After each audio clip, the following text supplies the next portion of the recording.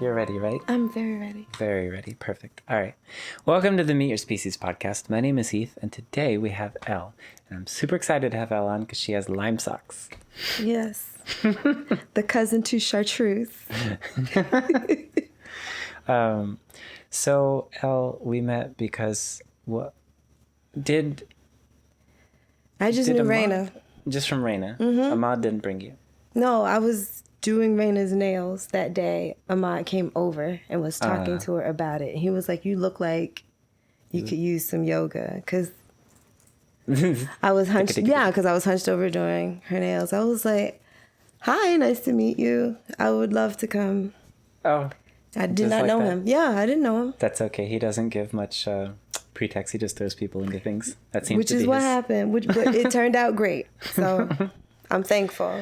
Well, I'm thankful too, because it's been great getting to know you, and I'm really excited to actually get to know you now, because you can only get to know someone so much in a yoga class. That's very true, because it's very much no talking. Mm-hmm.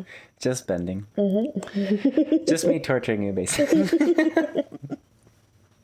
That's what was going on. I did my best. I can touch my toes now. Ooh. I don't know if y'all saw that. And the photographic evidence that I had. Oh, that they sent us off, yeah. Mm-hmm. We were all touching our toes. Boom. Yes. That's exciting. It took us a minute to get there. Hey, in your own time. Yeah, we took 10 different pictures because Raina was like, she was like, I think my knees look bent in that one. So we took a lot of pictures, but we got the perfect one. Oh, I'm so glad. Mm-hmm. Well, anyway, let's get in a little bit, sure. Right? So tell me, just to start with, where are you from? I've been trying to figure that out myself.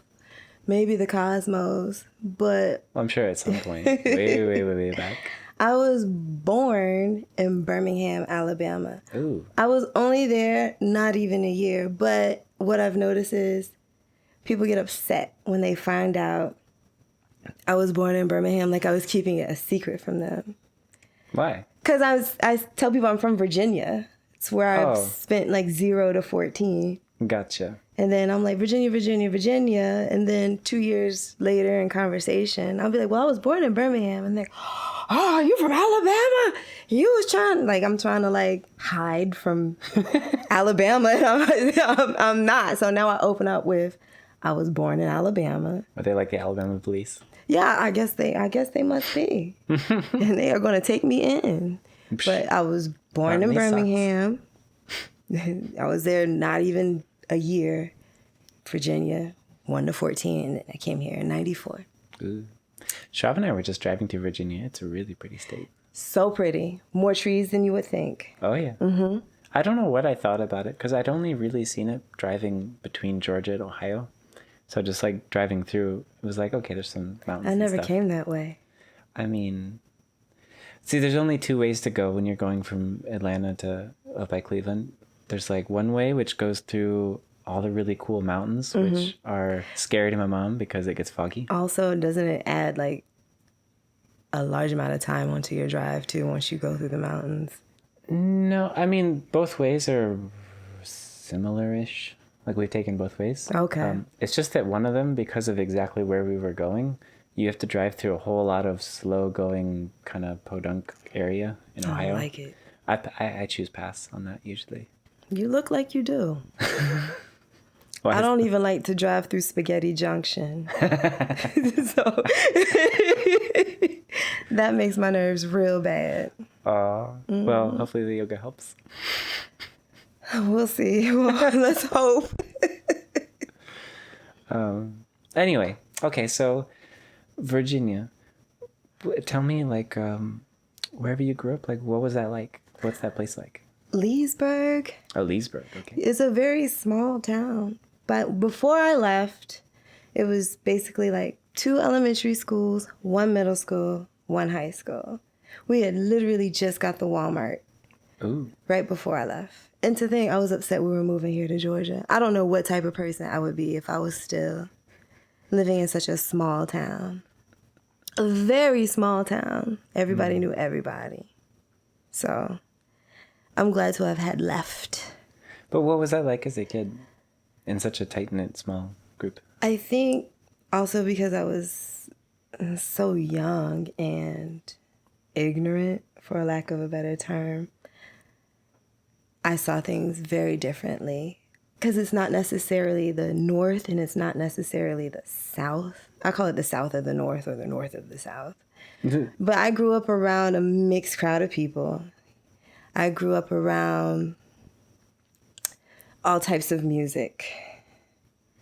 And everything seemed less racist, if that's a way to... Everything just seemed... Like it was still racist, but just less? Yeah, less racist. I mean, now that I look back on situations, things did happen, but not like how it was living here at 14. I just, like, my best friend was white. Most of my friends were white. And it was just weird looking back, thinking, how could that work? How could that have worked here in the South? Like here in Georgia. I feel like it's more difficult here? Yeah, very much so. Yeah. Why? Like what was different there? What was different there? I think because the racism was more underneath versus like, you know, we don't deal with people of color, but, you know, whatever. We're not going to say too much. Like, they're not that bad. We'll just go. And then down here, it's like, oh, this, that. And I never really had an issue with being called anything different from a black woman until I moved here. And so I was like, oh, this stuff kind of like exists. It's real. Versus just seeing it on TV. Like when you're watching some old civil rights stuff. So I want to get to the Georgia stuff, but still in Virginia, like what did you do? Because you said it's a small town, right? The same, nothing. Nothing. No, we did nothing.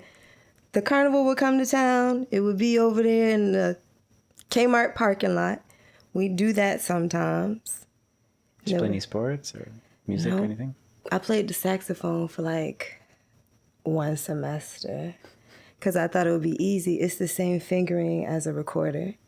And did they make you play that in school? Yeah, I had a little plastic one. Yeah, so 5th grade, I played the recorder. So 6th grade, naturally, I'm going to play the saxophone. I signed myself up, not knowing that I would need to actually have a saxophone.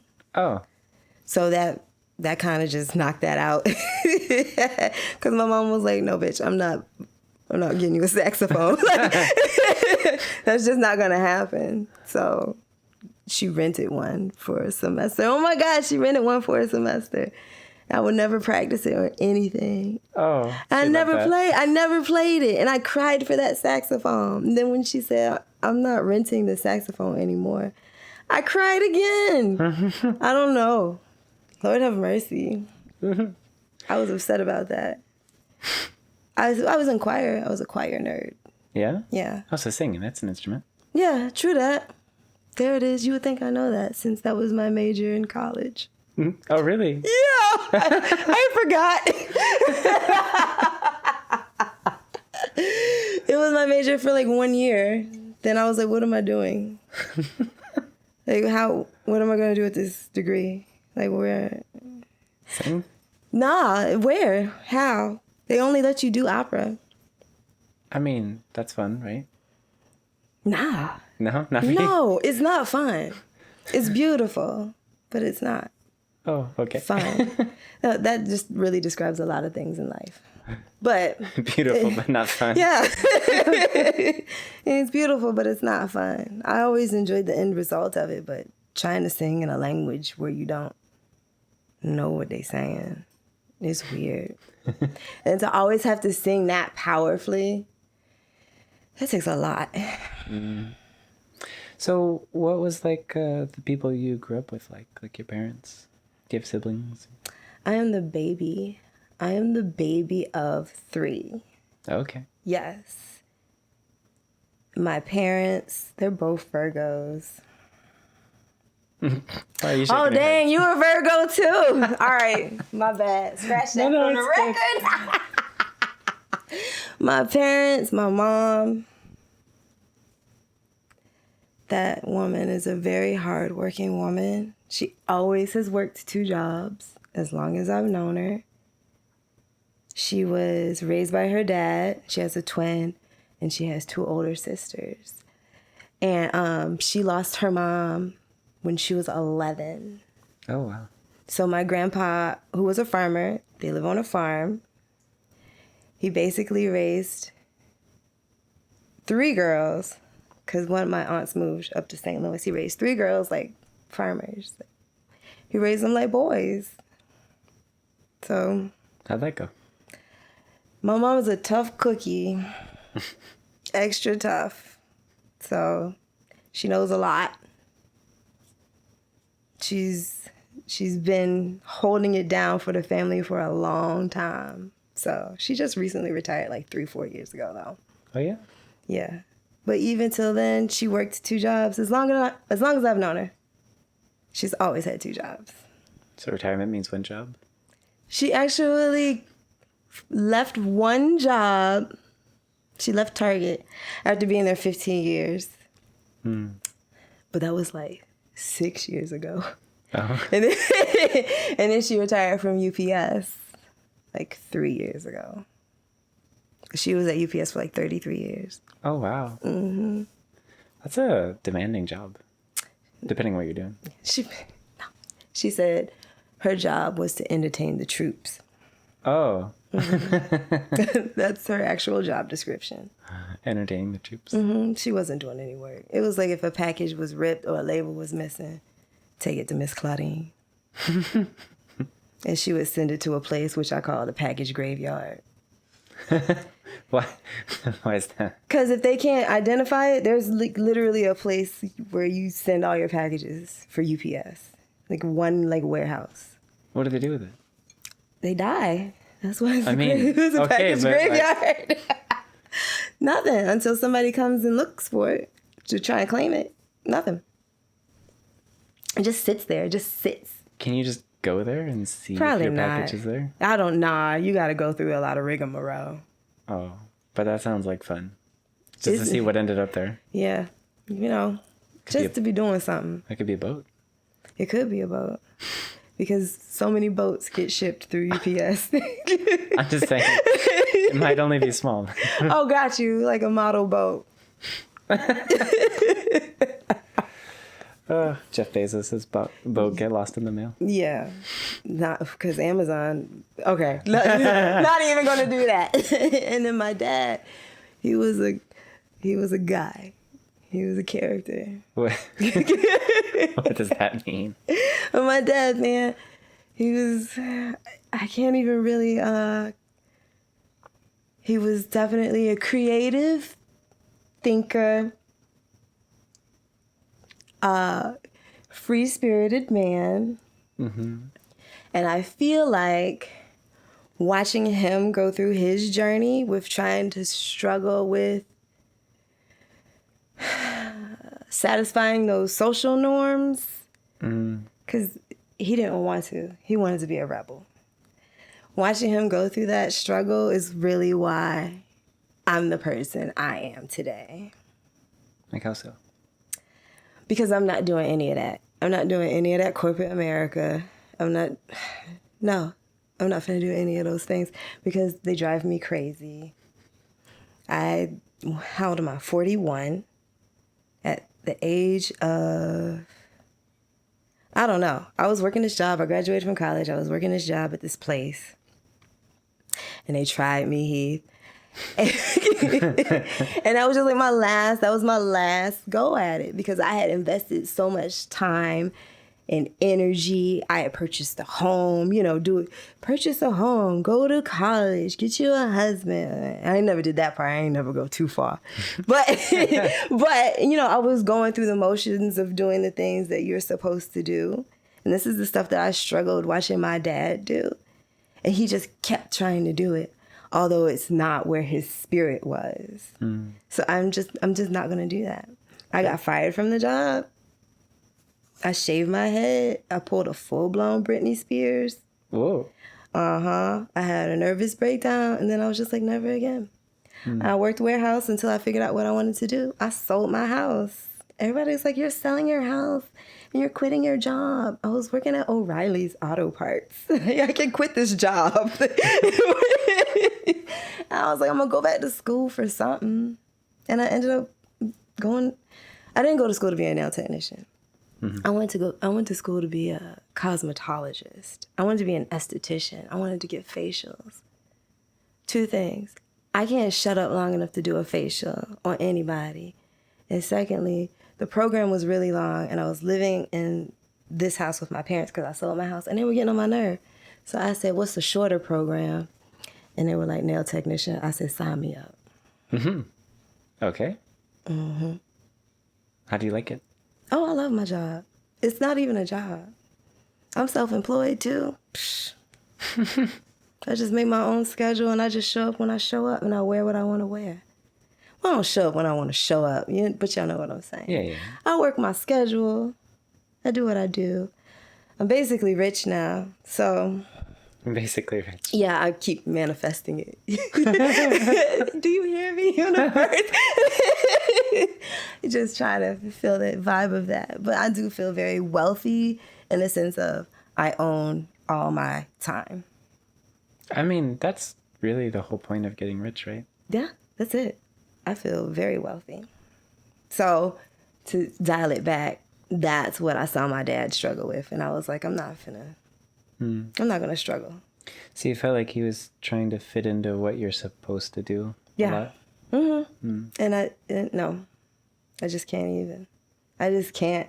I don't even feel like it's natural. I don't even feel like we're not supposed to be going to work and working like this and living our lives so stressed. And so many things are just out of order. And I can't be a part of that rat race. I'm actually going to retire in 4 years. Okay. Mm-hmm. Because that grandpa I told you about that was a farmer, he left us 150 acres of land in Alabama.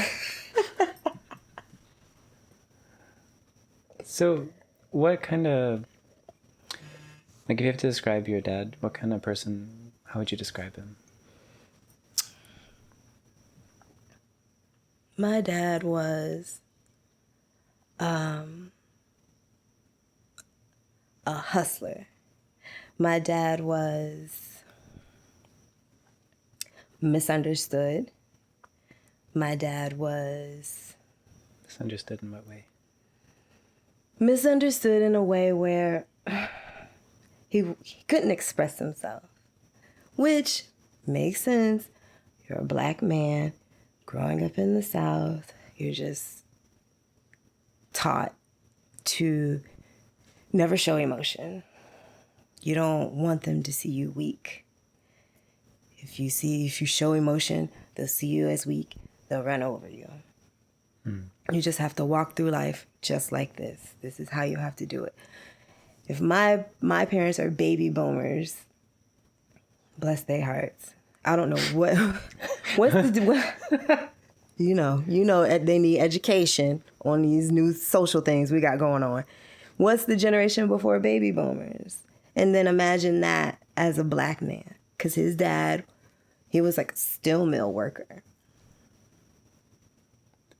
His mom died when he was young, not that young, but young, of scleroderma. What is that? I don't even know if I'm saying it right. It's basically where your organs just calcify. Oh, that doesn't sound good.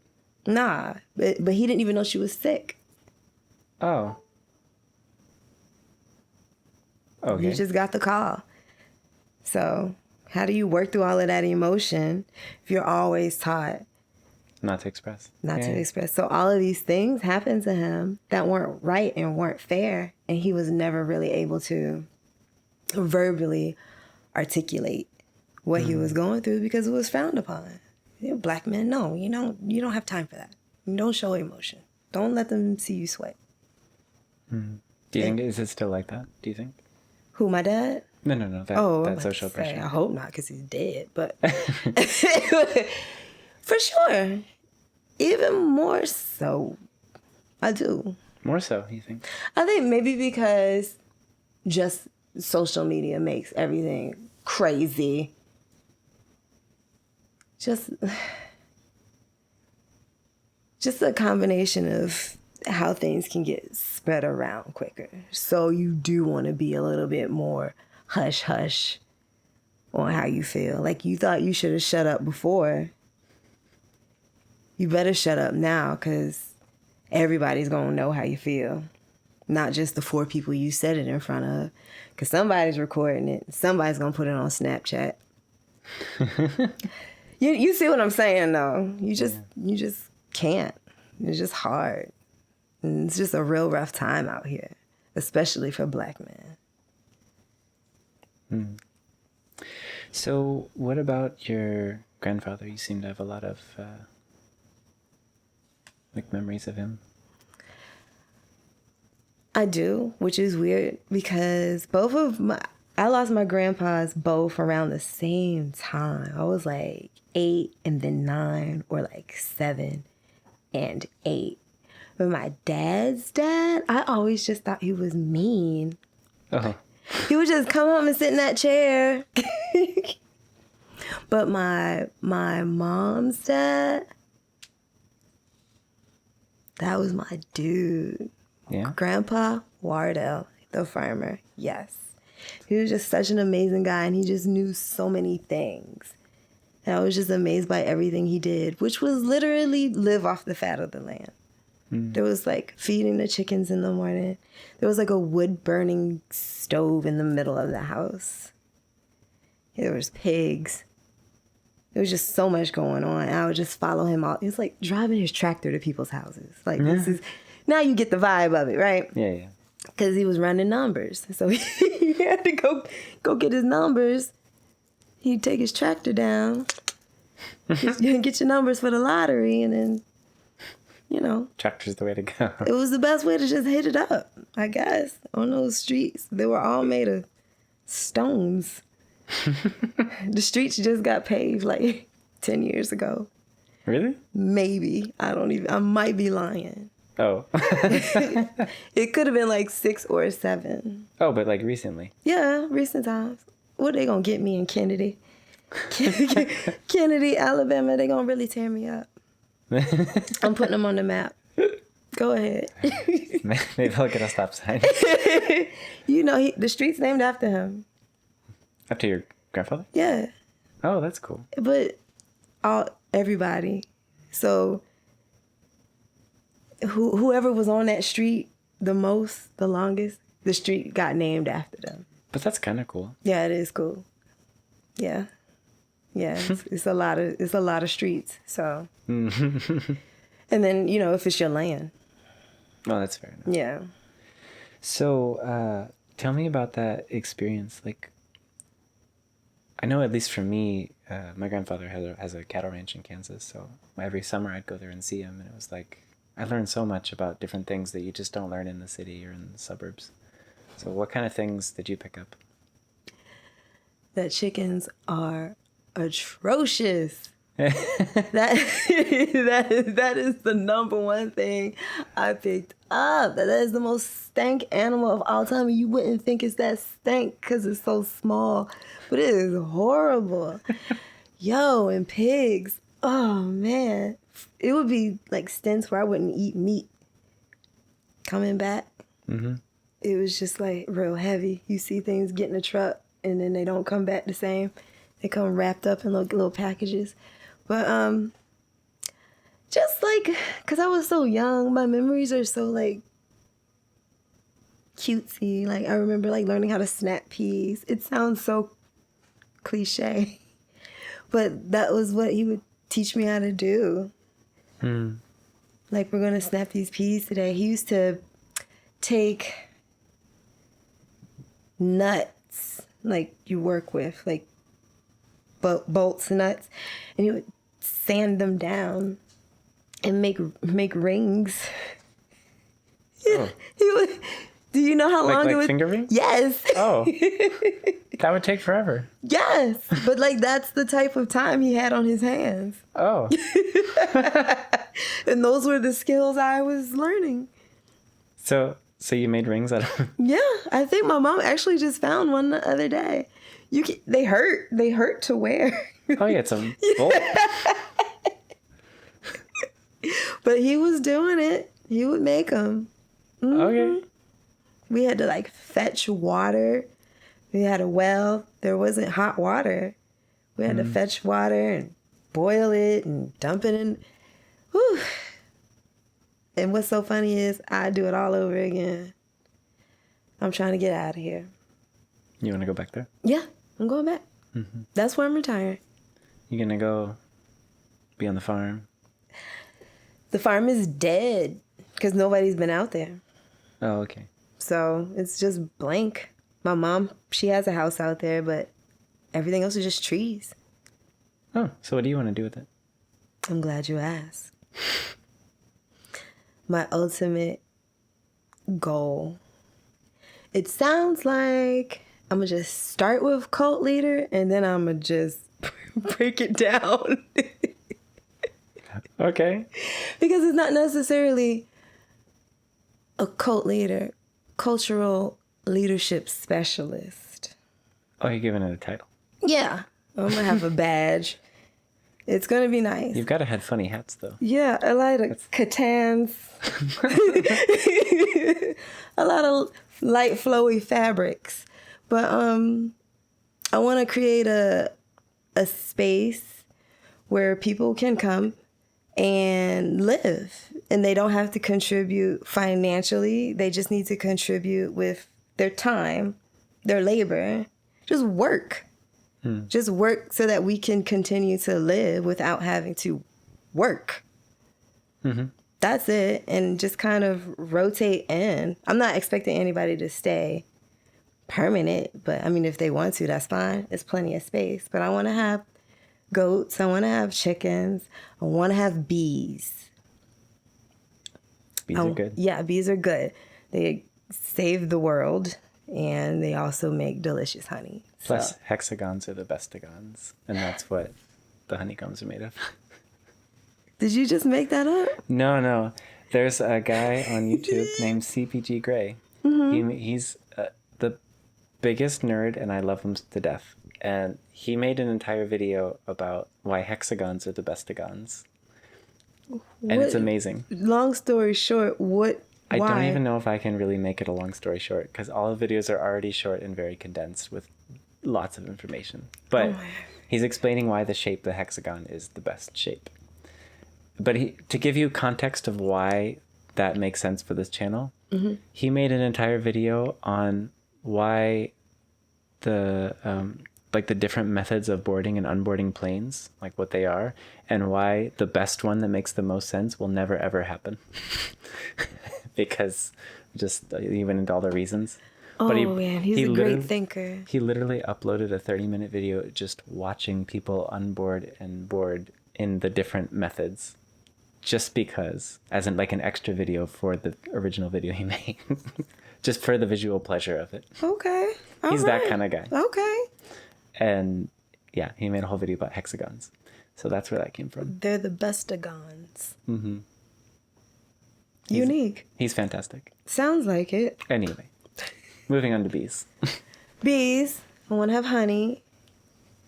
And I think the best element of what I want is I want it to be nude. Oh, like a nude colony. Yeah. Okay. Fair enough. Fair enough. And I also want it to be a unique Airbnb experience. So a nude farm with bees, that might be a hard sell. Why? Because if you're going to naked? Well, bees. Yeah, well... Maybe not the bee part. Yeah, I got 150 acres. Can you have like a nude bee suit? Like a see-through, a translucent? Like it's all net. Yeah, ooh. Okay. Yeah, like the front part. Yeah, why not? We'll try it out. I have something upstairs that actually looks very similar to what you're describing. I'll try that on. Okay. See if it stops the bees. All right. That's the vibe of it. All in all, and I'm an artist, so it's going to be like a lot of art-based stuff. Y'all can come out there. Okay. I mean, y'all can leave y'all's clothes on, or you can take them off. I mean, as long as there's a bee suit. Yeah, it is. You know, when in Rome. But that's the goal of it. That's the goal. If you guys can hear that, that's her little dog named Ninja. He's amazing. He's Not being very ninja like No, he's not sneaky. He's not very stealth-like at all. It's all good. He only has one eye. Yeah. I mean, the other eye is in there. Both his eyes are inside his head. Oh, poor guy. Okay, so at one point you said like 14, you moved to Georgia. Yeah, I hated it. Why? I couldn't understand nothing nobody was saying. Oh, the accent? Mm-hmm. And look at me now. I'm country. So tell me about the experience though. Like, why'd you guys move? My dad worked for Pan Am. Oh, really? Mm-hmm. Delta bought out Pan Am. Did you ever get the flights? Yeah. What? I done tore this whole world up at a very young age. I have seen a lot. So you didn't say nothing about that? I'm a well-traveled woman. Actually, I didn't go overseas until like 2009 for the first time, but we did all the islands as a child. I remember going to Hawaii for my 16th birthday.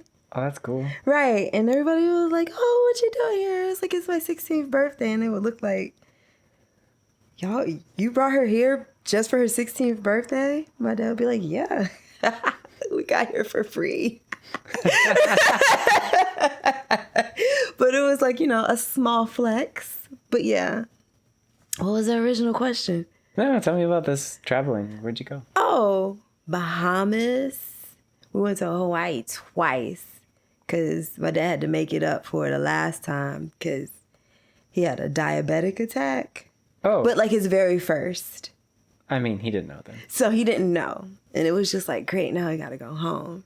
I was a spoiled kid now that I'm repeating that.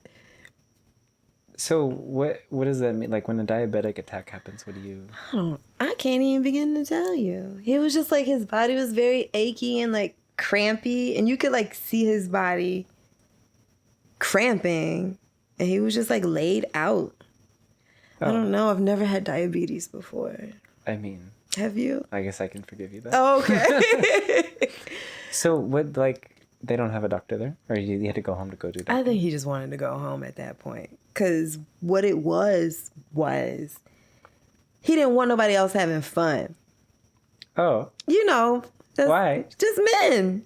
He would be like, don't nobody leave until I wake up. And then he would get up at like 1 p.m. He just didn't want nobody having fun without him. So I guess, he was like, we all got to go. Oh. Yeah. If I got to go, we all got to go. Happy 16th. We'll try again next year. I did go back. I've been to Hawaii twice. Mm-hmm. So what's your favorite travel experience? I would like to say... Besides the diabetic. Yeah. Okay. I would like to say that was Paris. Oh, you went to Paris. Yeah, but getting over there. What? I mean, it's not that bad. It was horrible because American Airlines tried it. I was supposed to go Atlanta to Chicago. Chicago to Paris. Mm-hmm. I'm at Hartsfield-Jackson. We pull out on the runway and we sit there for 45 minutes. Y'all could have left me off the plane so I could at least walk. I was trapped on the plane for 45 minutes. I said, I'm going to be late. I'm going to miss my connecting flight. Miss my connecting flight in Chicago. Then you got to get me to another flight. Okay, we're just going to send you to Frankfurt. So now they're just sending me to Germany. They're just doing stuff now. Missed that flight. Well, how'd you miss that flight? Because everything was just missed. I don't know. I don't know. No, but I thought you already got to... I missed every time I got on the plane, I missed the plane. What? Every time I got on the plane, I missed the plane. I didn't get to Chicago on time, so I missed that plane. They sent me to Frankfurt. I got to Frankfurt and I missed that plane. That Frankfurt plane was supposed to take me to Paris. I missed that plane, so I had to wait for another plane. So you're stuck in Germany? Yes. Did you do anything? Did you have like a pretzel? No, I was not hungry. I was crying. I was walking around the whole airport crying, like snot crying. And everybody was just like, who is this person? who is this person? And I got to the hotel. Wait, no one. I finally landed in Paris. My luggage was gone. Oh, you don't need that. Why would I need any type of high fashion in Paris? You'd be fine to be nude in Paris. You know, they would have been cool with it now that I'm thinking about it. Yeah, see, it wasn't a problem. Yeah. Anyway, I was stuck in some busted Nikes and some t-shirt for like 48 hours in Paris. What happened to your pants? I mean, I had pants. They were like leggings. Okay. So you're just walking around like Winnie the Pooh.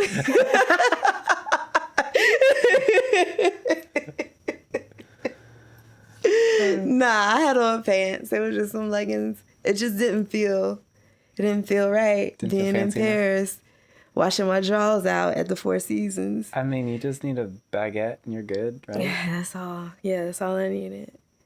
Just a baguette. But you said Paris was your favorite, right? Yeah, because I did do all of the everything, like everything you see in a rom-com, except for I did not go up the Eiffel Tower. Oh. I got scared. Why? That's high. There's no walls? No. Hush. It was a scary situation. I'm afraid of heights. I'm afraid of everything. Why are you afraid of everything? Because everything is scary. I'm working on it. I just started sleeping with all my lights off like 2 years ago. What? Okay. Had a nightlight. What kind of nightlight? It just depended. Like I felt Is like that I where was the glowy stars? Yeah. Oh, see, now listen. They don't really work as a nightlight per se. It's more like, a backdrop of I mean, you know the atmosphere. Yeah. You know it's not a monster, right? Because it's stars. That's the thing that, why? That would be the stuff I would be scared of. Not like a person coming in the house to kill me, but like, like a clown. Or a marionette doll. Clowns aren't people. That's some accurate stuff. Like an alien or a zombie. That was always in my mind what was going to... But why would they... Like, you saw Monsters, Inc., right? Yeah, Sully. See? They're lovable. But... They make you laugh. Do they? Laughter's better than fear. That was the whole point of the movie. They didn't discover that until at the very end. But there's like part 2 and part 3. I didn't watch There's an entire those. series now. I didn't watch them. But that movie, that was my son's favorite movie for a long time. Oh, you have a kid? I have a kid. I didn't even know. I can hardly remember myself.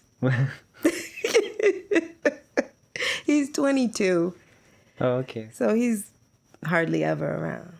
But he's the greatest thing I've ever created. He's beautiful. Fantastic. Okay, we'll get to that. But right now, you just came to Georgia. So tell me about this. I just came to Georgia. I met my best friend Tiffany because she wanted to fight me because because she didn't like my accent. And she didn't like the Leesburg accent. She did not like my Virginian accent. What is a Virginian accent? It's so flat. I don't get what the problem was. But like, how's it sound? Just to me in my mind, it sounds like nothing. Like it sounds like it's not like a New York, then like I don't even know what a West Coast. I just feel like right up through there, like North Carolina, there's nothing. Just the middle. Just the middle. There was like zero accent. I can't even begin to tell you. So she just didn't like that. Nah. You can't be not having an accent. Why? Who she think she is coming up in here, raising her hand, no one answers. I was like, it's not my fault. Y'all like 3 grades behind and we in the same grade. I had that Virginian education.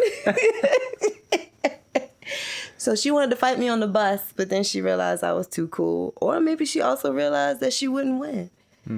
Who knows? If you can't beat him, join him, right? That's right. And we're still very good friends to this very day. All right. You said that when you came here, you realized the racism, like what you would see in movies previously, was more real. Yeah. So what does that mean for you? If you don't mind talking about I don't mind talking about it. It's such a real topic all the time, but more so, it seems to be a more topic of discussion. People are more willing to talk about it. So it's so crazy to have to experience something that you've heard about. You know it's real. You know it could happen to you at any moment. Your parents are from the South. You've heard your parents talk about it. My mom was a part of, she went to a segregated school. Oh, really? Yes. She was I guess that makes sense. When was desegregation? That was like the 60s? Now listen, didn't I tell you I don't know what this year is? Fair enough. Okay. She was in high school. She was in high school. And they desegregated. And she would tell me stories about how she went to the white school. Todd. Ooh, I'm putting Kennedy on the map. Who's Todd? That was the name of the high school. I remember it. Yeah. I was like, wait, we're Todd High School.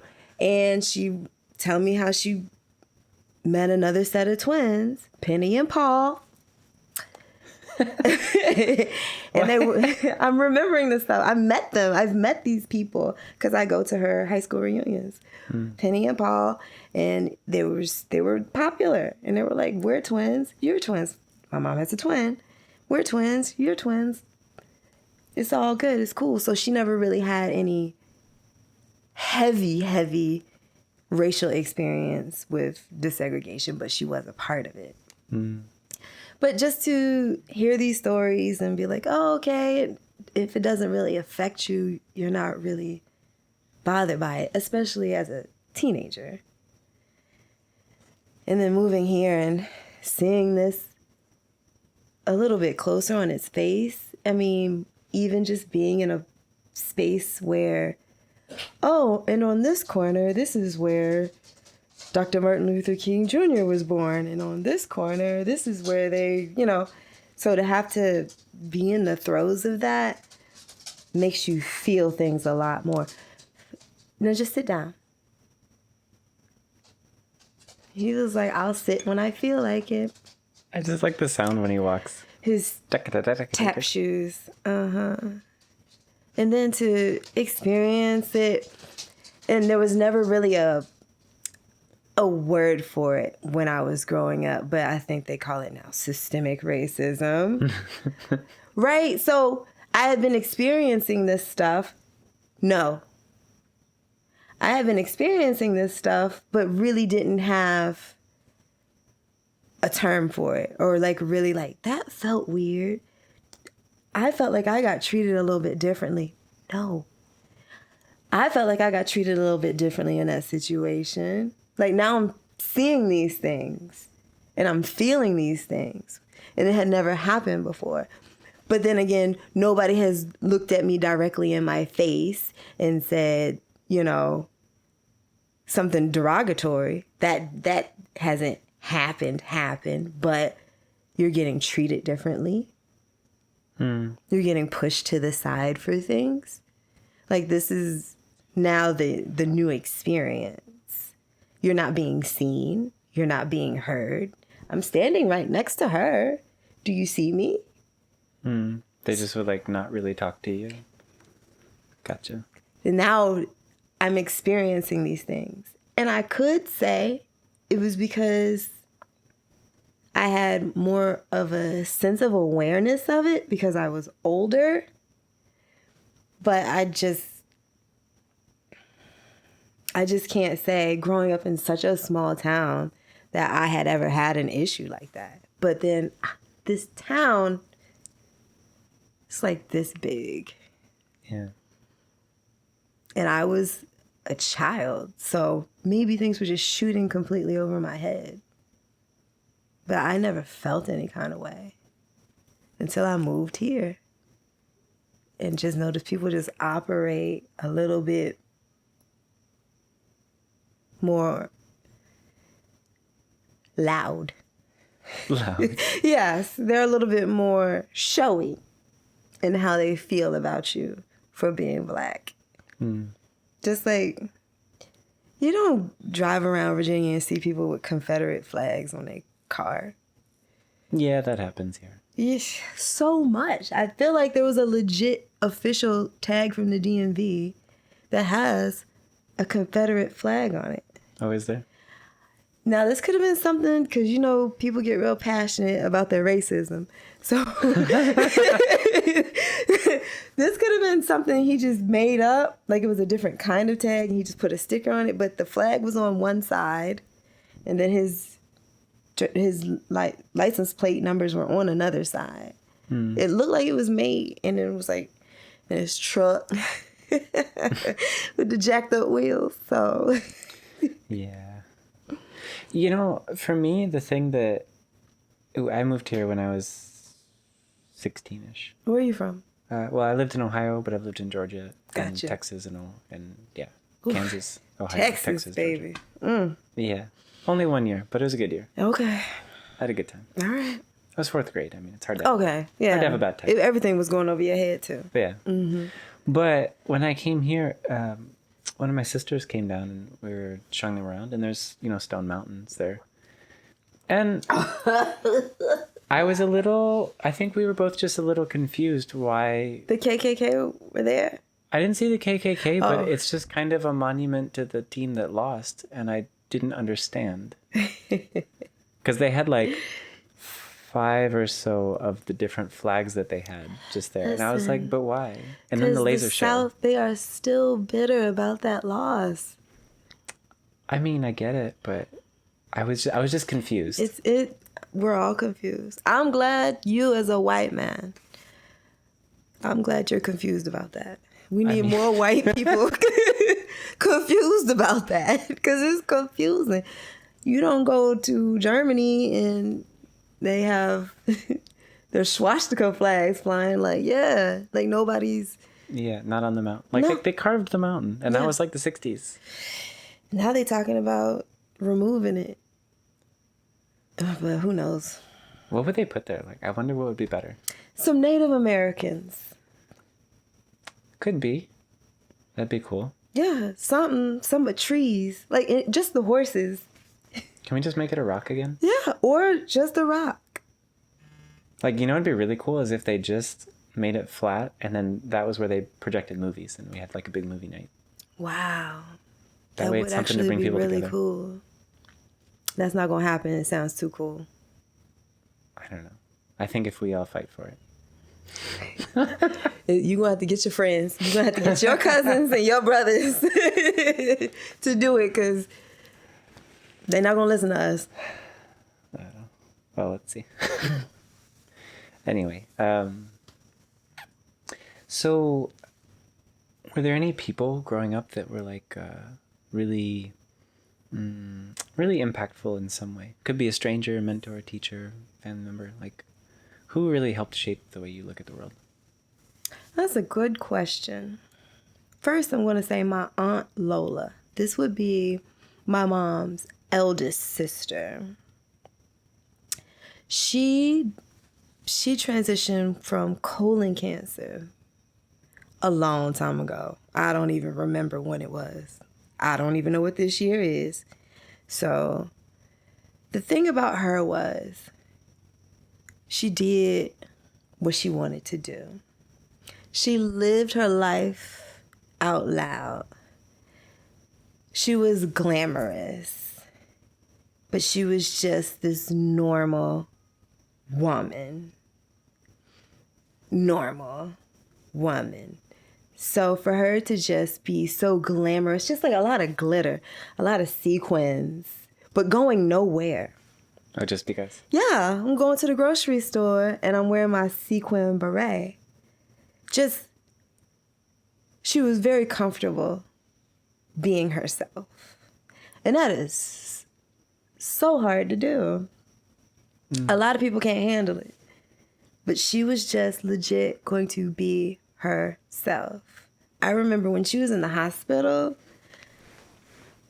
her main concern was her lipstick. She was like, and she had to have been like 90 pounds. We came in, she was like, I got to put my lips on. She had her turban on. And she had her little hair, and she had her lipstick on. That was, she was just a glamorous woman who was just, I'm going to do me. I'm going to be me. I'm going to live my life on my own terms. And she was the first person that I knew in person who was like that. I mean, Lola, the name alone was awesome sauce. Awesome. Yeah, she just like lived up to her name. This reminds me, my mom went back to school at one point, and there was someone else in one of her classes who was always dressing really nice. Mm-hmm. And somehow the topic came up, and the lady said, yeah, life's too short to wear ugly clothes. And that was just like, oh, that's amazing. And like, that's just her motivation every day. And I'm with her on that. And that's why I have on this dress. Because it's a pandemic. I'm not going nowhere else. Y'all lucky that this was the only thing. There was some gloves. Oh. I could have thrown on a hat. I could have done like a boa. It could have gotten wet. Yeah. Where else are we going? As long as it's real. Yeah. Oof, oof. Like a snake? No. I had to get my mom to come in here and kill a spider before y'all got here. Oh, really? Yes, because it's trying to kill me. That's what I yell every time I see something. What are you going to do when you're naked on the farm? There's going to be spiders. I'm working on it. I really am working on it. When I go on my jogs and I see earthworms crawling on the ground, I pick them up and put them in the grass. Oh, you save them too? Yes. Oh, that's nice. But you don't see me doing it though. Like I'll walk past it and I'll be like, then I walk back and then I'm like, ugh. But I'm like, you have to do this. You have to. It's an earthworm. It's an earthworm. There was one day, Shrav and I were going for a walk. She already knew that you were going to tell the story. We were walking and there was a big earthworm, probably this big. And we, want to save it because you get tired of seeing them all dehydrated on the ground. On the ground. It's like, that's sad. I don't want to die like that. Right. You shouldn't either. So we go to save it and Shrav's like, okay, let's each get a stick and we'll each carry one end and lift it. Wait, y'all couldn't just grab it with your hand? No, but like sometimes when you do that, they think they're being eaten. And what do they do? They like flip out. Oh. Because they're trying to avoid being like picked up. They can't see. So we tried to get like a little stick and kind of get under it and lift it. But the minute we lifted it, it moved and she went, like dropped it. And I was like, why? It just was just doing one little move. Let me just get comfortable. Why'd you drop me? That's how it was. So I made fun of her the whole rest of the walk. Of course you did. And tell the Did story. y'all ever get it to safety? Oh, yeah, of course. Oh, okay. After I'm how not gonna many leave it tries? I just wanted to tease her more than Oh, okay. She knew you were going to tell that story. She did. I love you. Hence he calls me Goop. Yep. I was going to say that, but I was like, I'm not going to put their business out there like that. Yeah, I call her Goob, and she calls me Laddu head. A laddu is like a small ball-shaped sweet in India. And Well, that's nice. well, laddu head because I was eating them like incessantly at the ashram when we met, like all the time for the 6 months. I just got the sweets all the time, and so she called me a laddu head. It's better than a lemon head. I mean, I'm not Hey Arnold. Like Exactly. What is it shaped like? Perfectly round? a laddu? Yeah. It's just a little ball. Oh, yeah. You're good to go. Where were we? I don't know. I felt like we were talking about racism and then Stone Mountain and then fruit. I mean, it's a natural progression. Okay. So you're here. Oh, you were talking about your aunt, and she was dressing glamorous. Just to go to the grocery store. Mm-hmm. Yes. I was like, I want this for myself for no reason. I just want to just dance to the beat of my own drum. Just because it just seemed so much more freeing. She seemed happy all the time, doing her own thing. So I was like, I want that for myself. When I grow up, I want to be cool. I want to wear a sequin beret. I do wear her sequin beret. I do have it. It's gold. My other power color. Mm-hmm. Gold, chartreuse, and lime green. Yeah. It's kind of like leprechaun-y, but I pull them off together very well. It's all good. So anybody else that had a big impact?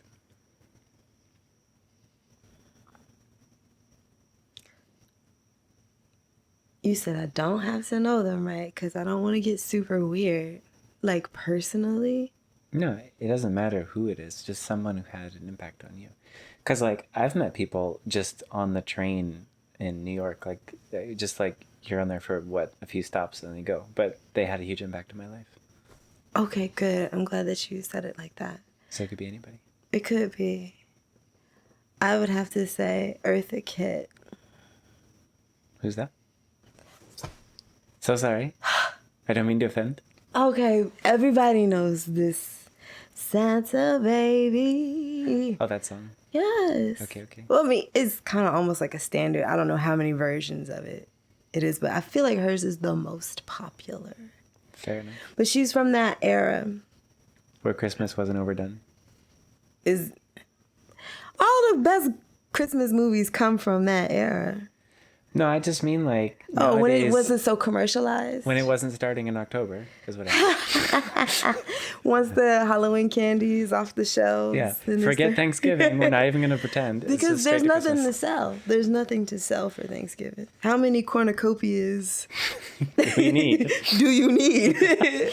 Buy these turkeys. Buy this Velveeta. Let's go. But I'm just saying that's a business opportunity. Someone should figure out a way to make turkey, or not turkey, but Thanksgiving cool. How would you make Thanksgiving cool? That's what I'm saying. It's an opportunity. Someone can be clever. They're just not. Is it like fall festival? Because I also want to have that on my nudist farm. It was going to be way more witchy.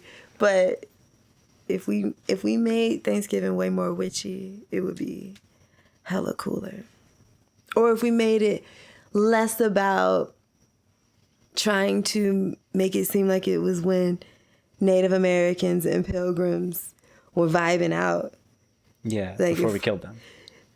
If we addressed it for what it was, then it would make it, I don't know, not necessarily cooler because it would be way more sad, but it would be more truth. But we could more honor them. Yeah, we just changed the holiday. Yeah. Kind of like Columbus Day. Like, I'm sorry. Yeah. The guy... He got lost, okay? Well, also he killed a lot of people. Yeah, in the middle of him getting lost. And he didn't even find it. Didn't he bring a whole bunch of disease back? Yeah. And someone, I forget who it was, I was listening to a podcast and this guy was talking about how before any of that happened, before they found the North America and South America, apparently there were already black people here that had figured out how to cross the ocean. Yeah, I wouldn't doubt that. So, I mean, what did you find? Those black people and then the Native American people and their corn. The other people that were already here. Yeah, chilling. So what? Minding their business. Yeah, I don't know. That's some other type of privilege that I can't really understand. I mean, that makes two of us. Yeah. So we conclude there's no real way to make Thanksgiving cool. No, I don't agree with that. I think there's a way. We just have to change it. Completely. Like, maybe not go into a food coma would be a start. Honestly, I don't enjoy eating Thanksgiving food and then again more Thanksgiving food on Christmas. Fair we enough. didn't call it Christmas food. Oh, you just do Christmas food? Yeah, it's the same food. It's the same turkey, dressing, ham, mac and cheese, yams, potato salad. But if you go by the traditional lore of A Christmas Story, it's actually just Chinese. Chinese food? Because you burn the turkey, so you go for Chinese. That's what happened in the movie. Like, which movie? A Christmas Carol. Or Christmas Story, whatever it is. Is that, yo, put your eye out. Yeah, that one. With the pink bunny suit and, yeah. The lamp. The leg lamp. The leg lamp. Yeah, yeah. I haven't watched that movie. It's not a movie that I've watched from beginning to end But I thought as an that's adult. from the era that you beloved. No. Earth is further back. Okay, this is Yes. too modern. Yeah, it was way too modern. Earth is more like It's a Wonderful Life. Oh, like the 20s or 30s? Yeah. Am I making her that old? Oh, she gonna get me, her spirit. I hope I'm not aging her too much. I mean, she was an old lady in Boomerang. You watch Boomerang? I don't know what Boomerang is. Oh man, dang Heath, come on now. I gotta be honest, like when I was little, I stayed up really late just to watch the Discovery Channel and History Channel. So I didn't do cartoons. I was a nerd. My goodness. But I wish I had the internet back then. I really do. No, you know too much. You can't know I'm too okay much with before everybody else. That'll make you crazy. But that's happening anyways. The part you going crazy? No. Or, Think about every kid now. They all have the internet. Yeah, and they're all crazy. But they're all crazy at the same time. See, like I was just talking to the 16-year-old in D.C. when I was staying at someone's house. She's brilliant. A lot of them are super aware of what's going on in the world, and they're ready to like step up at 16. Whereas I didn't even know what a Republican or Democrat was when I was 16. They say that this next generation is going to be the generation to get it right. My generation, we tired. We gave up already. Well, I don't know. But yes, Eartha Kitt. So why her? Because she was everything. She was a pure entertainer. And she was brown, which was like, back then. Mm-hmm. She was brown, not light-skinned, a brown-skinned woman. She could sing, she could act, she could dance. I'm going to send you some footage, don't you worry. Okay. Now, Grace Jones. You know Grace Jones. That's fine. I'm going to just send you a lot of information. Okay. You get me caught up. Grace Jones, she's Jamaican. She's a music artist, but she acts as well. If you've watched, she was in a freaking Arnold Schwarzenegger movie. Whatever. I might not be quoting that exactly, but I think I am. Anyway, I vibe with her because she was very sexy. She was very androgynous. So also Annie Lennox, because she was very sexy, but also a very androgynous woman. So what is it about that resonated with you so much? I really didn't really understand it until lately, that I think I just have a really good, comfortable place with my balance, with my masculine and feminine energy. I could dress more tomboyish and still feel completely sexy. I could wear a dress, I'd feel the exact same. I'm super comfortable in every version of myself. Okay. Which was the work. That took a long time. So it didn't happen easy, but it happened. Do you mind sharing, like, what was that journey like? Growing up, dressing like a boy, everybody always teasing me, calling me a lesbian, and I would just be like, what? I was like shaving my head in like the 9th grade. I just wanted a haircut like a boy. Mainly because it seemed easy. I didn't think anything else into it. I have shaved my head a lot of times in my lifetime. And it's nothing to me because it's hair. It'll grow back. Yeah. But just like the freedom of just like wearing super baggy clothes. Just feeling that comfort. And somehow when you, it's like uniforms. So depending on what mindset I need for the day, what am I going to be doing? What am I going to get through? All right, where am I going to channel my energy? Am I putting on a power skirt? right? With some shoulder pads, giving you dynasty realness? Or am I going to wear some baggy jeans and a Star Wars t-shirt and my Vans? Like, how do I need to get dressed to get through this day? And that's just what seems easier for me, because feeling like you need to be the same kind of way every day sucks. There's levels to everyone, and I want to be comfortable at every point. There's a lot of women I know that get dressed up all the time. They feet hurt. I mean, heels don't look comfortable. They not. They look terrible. Yeah, and the older my knees, baby. Hand me my Oxfords. Give me my loafers. My knees can't handle the pressure. Now I'm comfortable, so I just do whatever I feel like doing at that particular time. I don't feel pressure. When I worked at the hotel, I was wearing pantsuits. They'd be like, oh, Lord. Here she comes with her pantsuit and her saddle shoes. What's up? It's professional. Tommy has on the same outfit, right? And I think also it was blowing a lot of people's mind to see me. I think for the most part, I identified at that time as a heterosexual woman, to be dressed that way. Then I'd be like, my boyfriend. They'd be like, oh, you date men? I'm like, why would I not? The way you dress, that has nothing to do with anything over here. It's just, I'm a lot of things, and I'm comfortable in all of them. I can dig that. Good.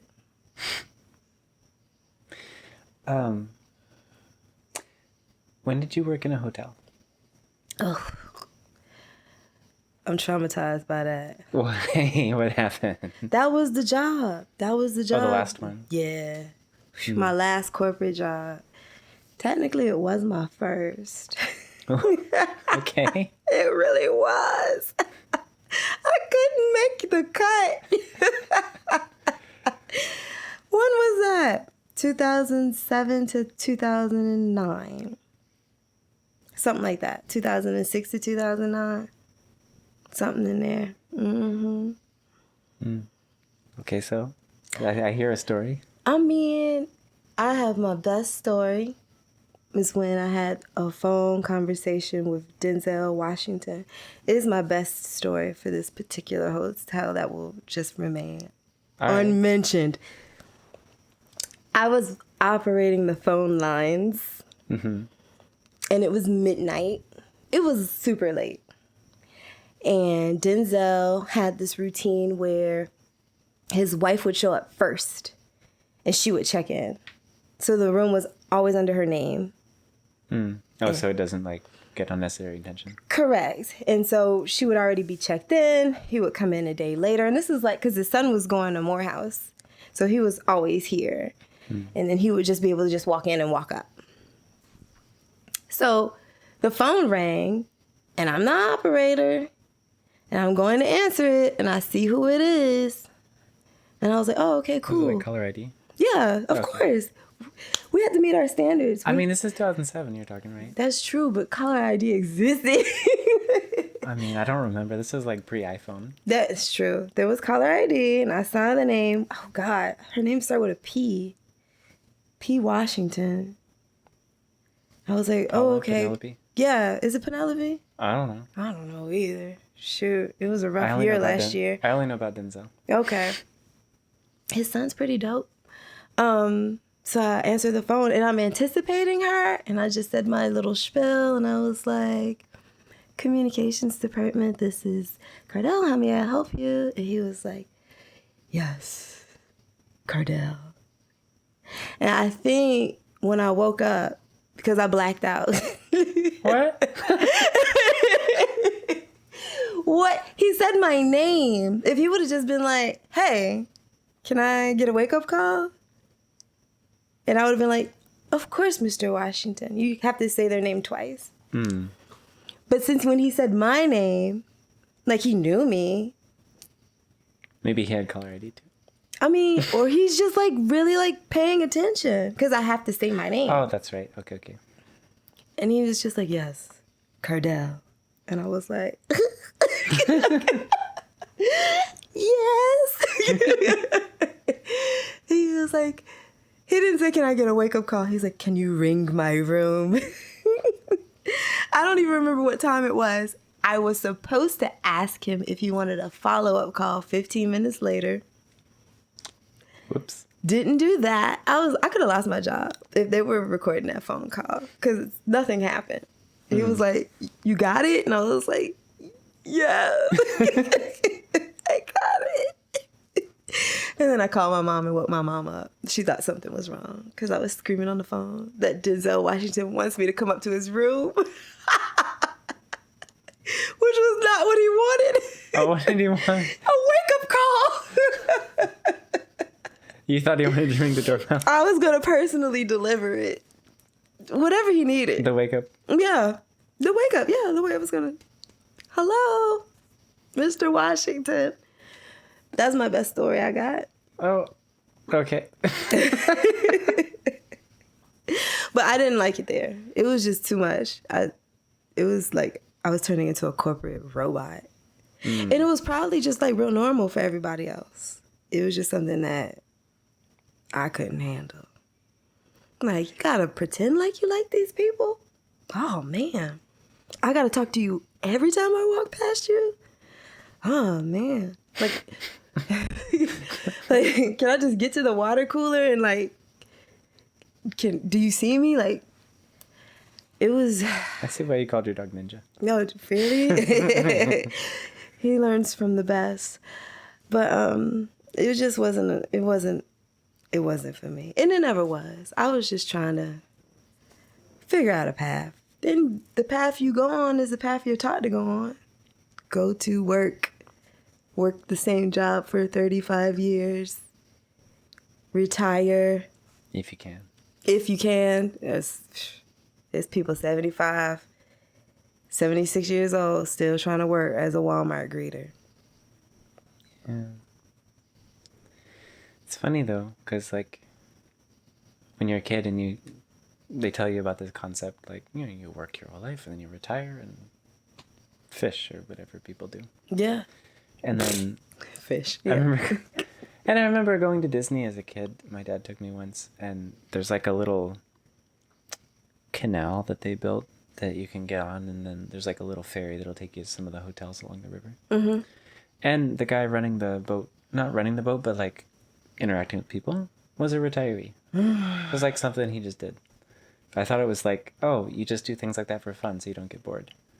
And then you realize as you get older, you're like, oh, no. Oh, so Medicaid Part B and Medicare A Part 1, and then my Social Security check. And then calculate that. Wait a minute.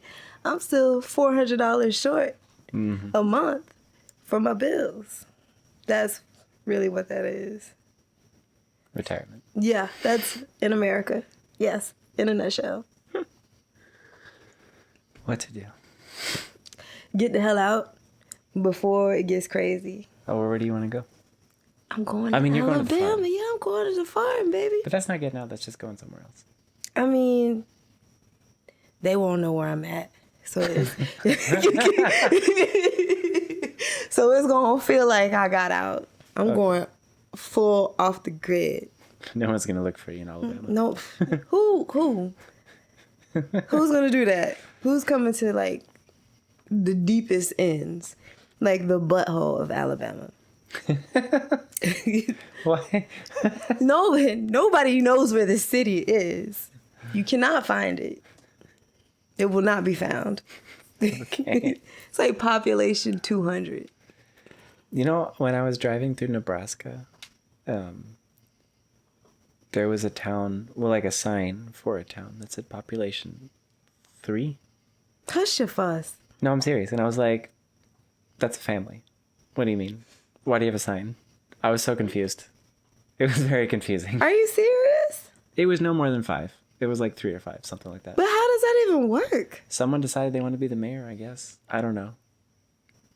And but imagine you're in Nebraska. They sectioned their 30 acres off. And they're like, we are our own city now. I mean, I think there was like a house and a shed called the post office, and that was about it. That's the That town. sounds like what Johns Creek did. What'd they do? The same thing. Alpharetta, isn't it just like a crumb of Alpharetta? And they were like, we want to be our own city now. Goodbye.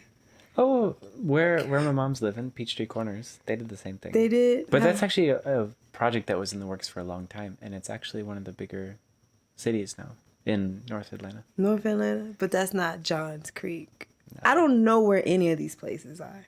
It's just the northish. Yeah, that's not my side of town. I can't go over there. Why? I think because I've never been. What's that logic? I've just never been over there, so it's no point. They got a bridge. So I know I don't want to go. What's wrong with the bridge? How tall is it? No, like it's a walking bridge to cross over, so you don't have to cross the street. Wait a minute, it just got even scarier. So, wait, what? No, I mean, you can cross the street if you want. You're not forced to go on a bridge. I'm not like shoving you up there. Okay. I'm just saying there's a bridge with walls and fence, and you can just cross the street on it. Like over the street. Yeah. Got you. Okay. Wait a minute, is this a golf cart town? I mean, I don't know. I don't golf. There's probably a golf course somewhere. No. Is there a Okay, golf course? you would know. Yeah, there is. You know what? They hosted one of the women's PGA events up there. Oh, okay. Yeah. All right. When I say golf cart town, though, like there's a Peachtree City.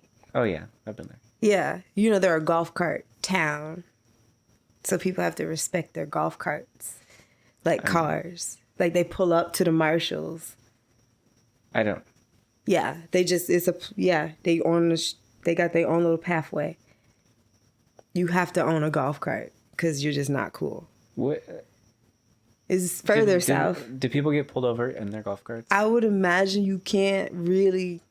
I mean, you might not be able to speed. Right. Or shake the police either, so you might could probably as well. drunk drive, though. Oh, you know what? I'm pretty sure that happens a lot. Yeah. I would drink and then drive my golf cart. So I could imagine that somebody else would. Fair enough. Mm-hmm. You know, my grandfather has that ranch in Kansas. Mm-hmm. And he got to a point where he was getting like a hip spur or something. So instead of riding horses, he got a Amish horse and buggy because why not? So he hitches the horse to a buggy. Yeah. All right, go ahead. Like it's from 1910. It's like it's literally vintage. an Amish horse and buggy. They literally went to the Amish and bought it. And there's like a little girl who was like 13 or so. And the guy who was selling it was like, hey, take him out and let him ride it around. And she's like, okay. And he knew what to do, and she's like, oh, he's not a greenhorn. Like, she was trying to tell my grandfather. How to do it. And he was like, no, child, like, I can do this. This is what I do. Like, she was respecting that he actually knew what he was doing. Because it's not easy, apparently. It's rickety. It's from 1910. What do you want? Anyway, he takes it, and he takes me on this ride, and he decides to take us all the way to the next little town area to buy a case of beer and drink it on the way back. So that was an experience I had. Y'all took a horse and buggy into town to the store. Yeah, like a 20-minute drive. Okay. And bought a case of beer. And just drank it all the way home. That sounds modern. I mean, yeah. Ish. Yeah. That's but we're gonna go get some beer though. Yeah. It was fun. It sounds fun. I mean, for Kansas. Does the horse wear a bag on its butt? No. This isn't like a city horse ride where they like have a poop chute and a food chute. So it was have you seen this? I've seen the poop chute. Well, I have like a sack for the poop, right? Yeah. Because you don't want to be polluting the street. But then they also have like a feed sack they just attach to their face. And they just keep it there all day? So it's just like a closed loop. Oh, that sounds horrible. I mean, the crazy thing though, did you know there was a prediction way back before cars that New York City wasn't going to last. It was going to like fade out of existence because there were going to be too many horses based on the population increase. And the amount of horse poop that would be in the streets would be insurmountable. And so it just couldn't work. So the city would just break off. It just wasn't going to work. And then cars came and they're like, oh. Never mind. Our bad. It's less poop than we thought. Yeah. That's interesting. I had a client once tell me, I don't know if this is true, that the infrastructure of downtown Atlanta is so wonky-do because when the people would come into town, they would be drinking and they would let the horse do his thug thizzle and just, we gonna get there, however the horse is gonna get us there. But they were just, yeah. And you mean that's how the roads were made? Yeah, that's how the roads were made. And so since a man was in charge of paving the street, they just paved them the way they were already there. I mean, I always assumed they must have just thrown darts at a board and said, here's a good place. Mm-hmm. That's why it's so crazy, because horses made the streets. I mean, I don't know if that's a true story, but it makes the sense. It's believable. Yeah, it's true. What I would say. I think we just want it to make sense. Why does the Grady Curve even exist? Well, I mean, but you know, like, why they built the highways right through the middle, right? Nah, I'm sure you're going to tell me. They just wanted to cut the Martin Luther King district in half. Well, don't that make some sense? See, there's logic. It's just shitty. Super and the same shitty. reason, you know why the streets crossing around something like Ponce, they change names for no reason? Like the street Because it's name. not Ponce. It goes Boulevard to... No, I just mean like there's a whole bunch of streets that just start changing names around that area, right? You know why? Why? Because the people in the nicer areas didn't want to be on the same street as the people in the poor areas. So Okay, that's what I figured it was. Because Boulevard real shaky. And then you cross over the light and then it's Ponce. And then, you got a Trader Joe's there. We certainly will not be affiliated with Boulevard. With this Trader Joe's right here. Right. It makes sense. No Martin Luther King Drive. But no, it's fancy. Like I was doing a video in Martin Luther King area when they were starting to build that little trolley and stuff like that. And I talked to one of the cops on the street, and he said that they were getting ready to. All this was coming because there was more tourism and stuff. And apparently, a bunch of Chinese investors bought up a lot of the buildings along the main streets. Really? Yeah. Like Edgewood and whatnot? I don't know exactly which areas. I haven't been here in so long. I'm forgetting all the names. But right along where there's like that big kind of sculpture on a corner near a bridge where it's like someone's face, and you can go on the other side and look through his eyes. Oh, you doing a lot in the city that I don't know about. You not getting up here. You fat. Stop. He just wants some love. He really does. Lay down. But that's not love. Nah, it's not. He not gonna be up here stealing my shine. Get down, ninja. Go ahead now. He's like, I will fight you. Yeah, he wants to. Where were we? Okay, so when you got into a nail technician. Yes. I like how you looked at your nails when you said that. I mean, I'm a very visual person. Okay, go ahead. Tactile. You said that was the shorter term thing at that time, right? In terms of the programs? Yep. So how long have you been in the nail tech industry? Been a nail tech for 7 years. 7's a good number. Yeah, it really, it's the number of divine creation or something, 7 days. 7 notes in in music. 7 days a week. But, I mean, that's pretty much just arbitrary. Yeah, it was kismet. I'm doing what I'm supposed to be doing. What's your... I always imagine when when you see the nail salons and there's just like nothing but it's usually like a Vietnamese or something like that shop. Yeah. And I feel like I'm so thankful that it's Vietnamese. Because I feel like I defend my Asian people on that. to the fullest. Because people say wild stuff, and I don't let it slide. So I'm glad that you know they are Vietnamese. Go ahead. I'm just guessing. But, no, you're correct. I feel like they always probably have really good stories, just things they observe. Yeah. Do you have any great stories? Just like random people that came in? Yeah.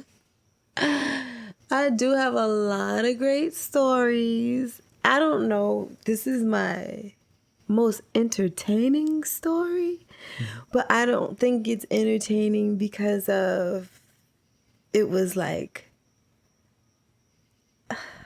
a joyous moment. It was more so entertaining because I didn't know what I was doing and I was still trying to be helpful. Let me just tell this story. Okay. I was working in a Vietnamese salon, and the clientele in those type of salons, it was like in a Publix shopping plaza. Mm-hmm. That type of clientele is, it's a different type of clientele.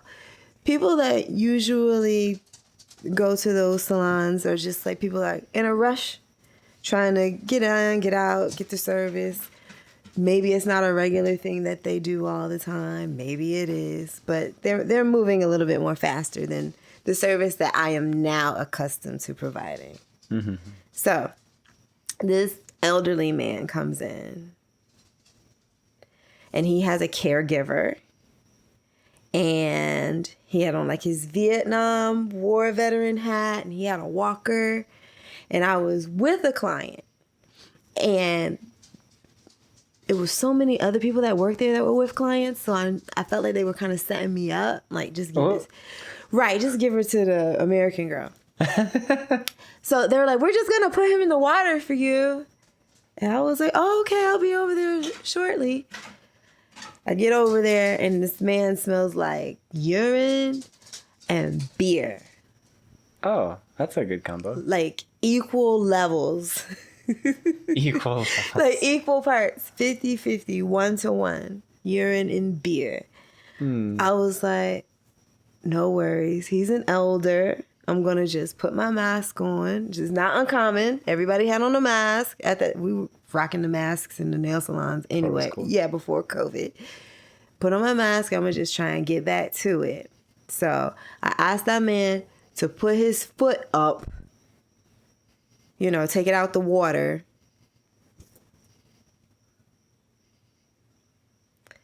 His toenails. Before he even took his foot out, it was like springtime. He said to me, my kids came over for Christmas and told me I needed a pedicure. I was like, December, January, February, March. Your kids came over 4 months ago and told you needed a pedicure. Okay. Let's see what you got there, Paul. Sure. Paul. Put them on up there. That man, the toenails were at least 1 inch off. Like past the toe? Yes. Oh. All of them filled with goo. A goo. like toe cheese? Yes. That is like exactly what it looked like. It was like maybe like feta cheese. So now I feel bad. He's an elderly man. He's got a caregiver. Is she taking care of him? Because questionable. Yeah, he smells like urine and beer. I'm like, I'm gonna just do this pedicure, knock it out, just get it over with, just go, go, go. I got to the 3rd toenail, and then I started to dry heave. Something came out of it. I cut it, and what then do you mean something came out? Dog, I don't know. It was a ooze. Something oozed, and then I dry heaved. And I was just like, I'm not gonna make it any further. I'm not gonna make it. And I felt so bad, so I called the lady over. I was new. I didn't know what I was doing. I was just like, I guess I just needed her to confirm that it was something that wasn't natural and something that shouldn't be there. the ooze? Yeah. Yeah. I mean, you don't have that? They didn't teach us about this ooze in nail school. It was just like obviously crazy. It was like green and like yellow. I called her over and she looked at the man's feet, and I'm trying to be discreet, and I'm like, I just want you to just take a small look at his foot. Just a small look? Yeah, like a gander. And she was like, a gander. Oh no. You have to go to a specialist. I was like, oh my God. What is the specialist? I don't know. Are there a specialist? I guess she meant like a podiatrist. Oh. But she was just like... Someone's got creams for that. Yeah, she was like, oh no. You have to go to a specialist. I was like, oh my God. I don't have to continue? Yes. I was so relieved. Do you start from the outside in or like the big toe?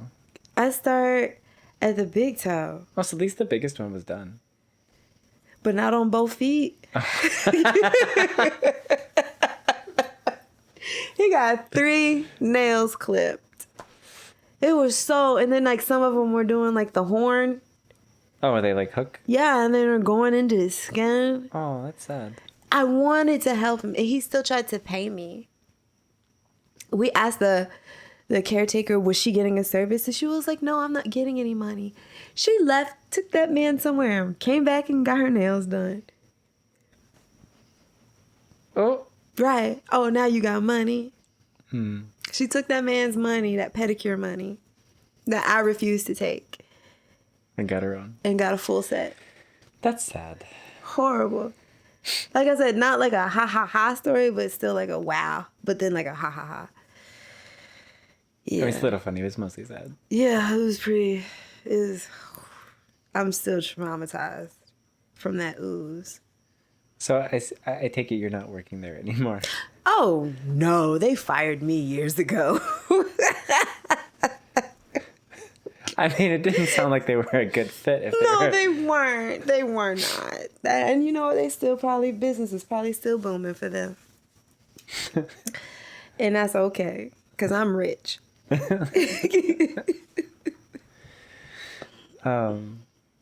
So what's it like being a nail tech? Like, what's that?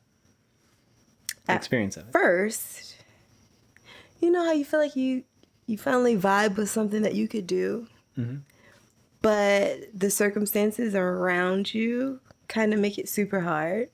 So as I was working at that salon that we just talked about, I was like, oh, this was a wrong decision. Like being a nail tech? Yes, because I was not in the right space. So for a year, and it took me a while to find my fit. Like, I wanted to do like the fake nails and do all of the designs and blah, blah, blah, blah, blah. And then now doing the fake nails was giving me contact dermatitis all the way up my arm. Oh, from like adhesive or something? The dust. When you take the drill and you start drilling those fake nails and all that dust was going up and I was just getting rashy. And the people I were working with weren't nice. They weren't nice to me. They weren't nice to their clients. And I went through a couple jobs like that. And I started finding my fit. I want to say about 4 years ago. I was working in a salon owned by some very, very beautiful Laotian women. What is it? Laotian, they're from Laos. Oh, okay. Yeah. So I was still doing fake nails there. And I was like, but the energy was different. Like the level of service was more like spa and not like, I call them chop shops. And, yeah. And not like a chop shop. Like, we're not trying to move quick. We're not trying to move fast. We take appointments. We're going to make sure, we're not going to rush your service. We're not going to cut you up and then blame you. Oh, you moved. Oh, your hand's a little dry. Like, you know, we're not doing like the little shortcuts to make service faster. We're not doing illegal stuff. There's so much so much illegal, dirty stuff goes on. Like what? Like the cheese grater thing on the feet. Oh. Yeah, you're not even supposed to have that in Georgia. If you ever go to one of those chop shop, they kind of like whip it out in the middle of nowhere, like wave it at you. Yes, they're like, do you want it? Like, where did they produce it from? Like, it's always from out the cut. Out the side? Yeah, you want this? Because it's illegal. You're not even supposed to have them. Why is it illegal? Because they're cutting people. Just like, remember when I used to use the blades? No. Just saying it sound crazy. It was a Credo blade. It was like just a blade, a raw blade. Edge? Yeah, and they would just be cutting the What are they cutting? Skin. Your callus. Oh. Creating more callus. As you do? Yeah. We're going to just cut it all off. Like, that's not going to hurt at all. There's no danger in that. But people started getting cut, like violently cut. You don't need that toe.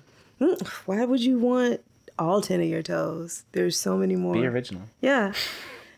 They wouldn't sanitize their implements in barbicide. They just hit them with a little soap and water and then put them back in a plastic bag and seal it.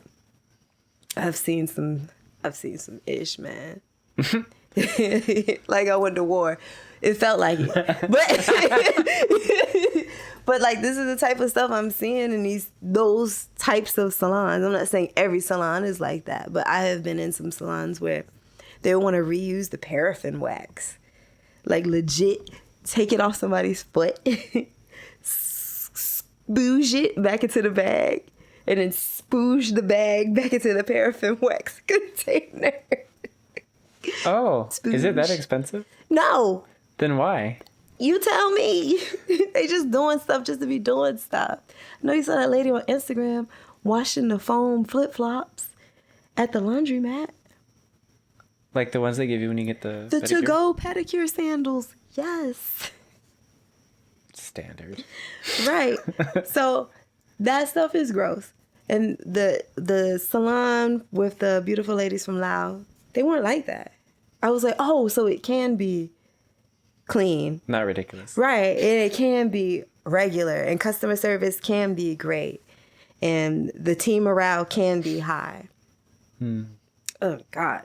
That man from the first shop used to just talk to me any kind of way. It's like he knew I needed the job. Like, he knew I was hungry for that experience. So it was just like, I was working 6 days a week, like 11 hours a day.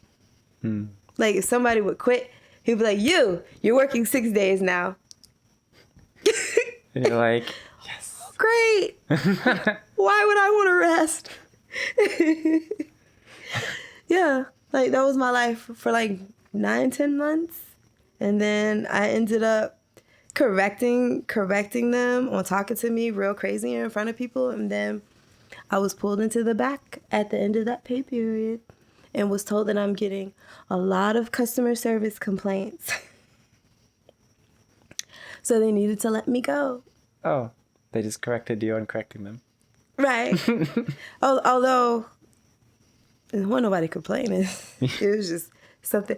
And honestly, and he provided me a letter, and I still have it to this day. I keep it in my jar because it was supposed to be this letter of how I was basically this disappointment working there. And there were so many grammatical errors in that letter that I just love to just whip it out while I roll around in all of my tips that I've made in cash for the week. Butt naked. As you do. Yeah, because I'm rich. So that, and then now I'm at the, what's the word? Precipice? We'll go with that. I've figured out my formula. I no longer do artificial nails. No rashes? No rashes. I do natural nails only. I use high quality products. And it's basically, because I am an artist, I just do art on 10 tiny canvases. I like it. I love it. You can see that's my little mobile cart right there. Oh, the rack. Yeah. All you need is a chair. And I show up and I work it out. Fair enough. And I go to clients' homes. Well, that was random, Ninja. That's why he's a ninja. Y'all forgot he was laying there, didn't you? Okay, Scoot. Okay. You got him. Good job. Mm-hmm.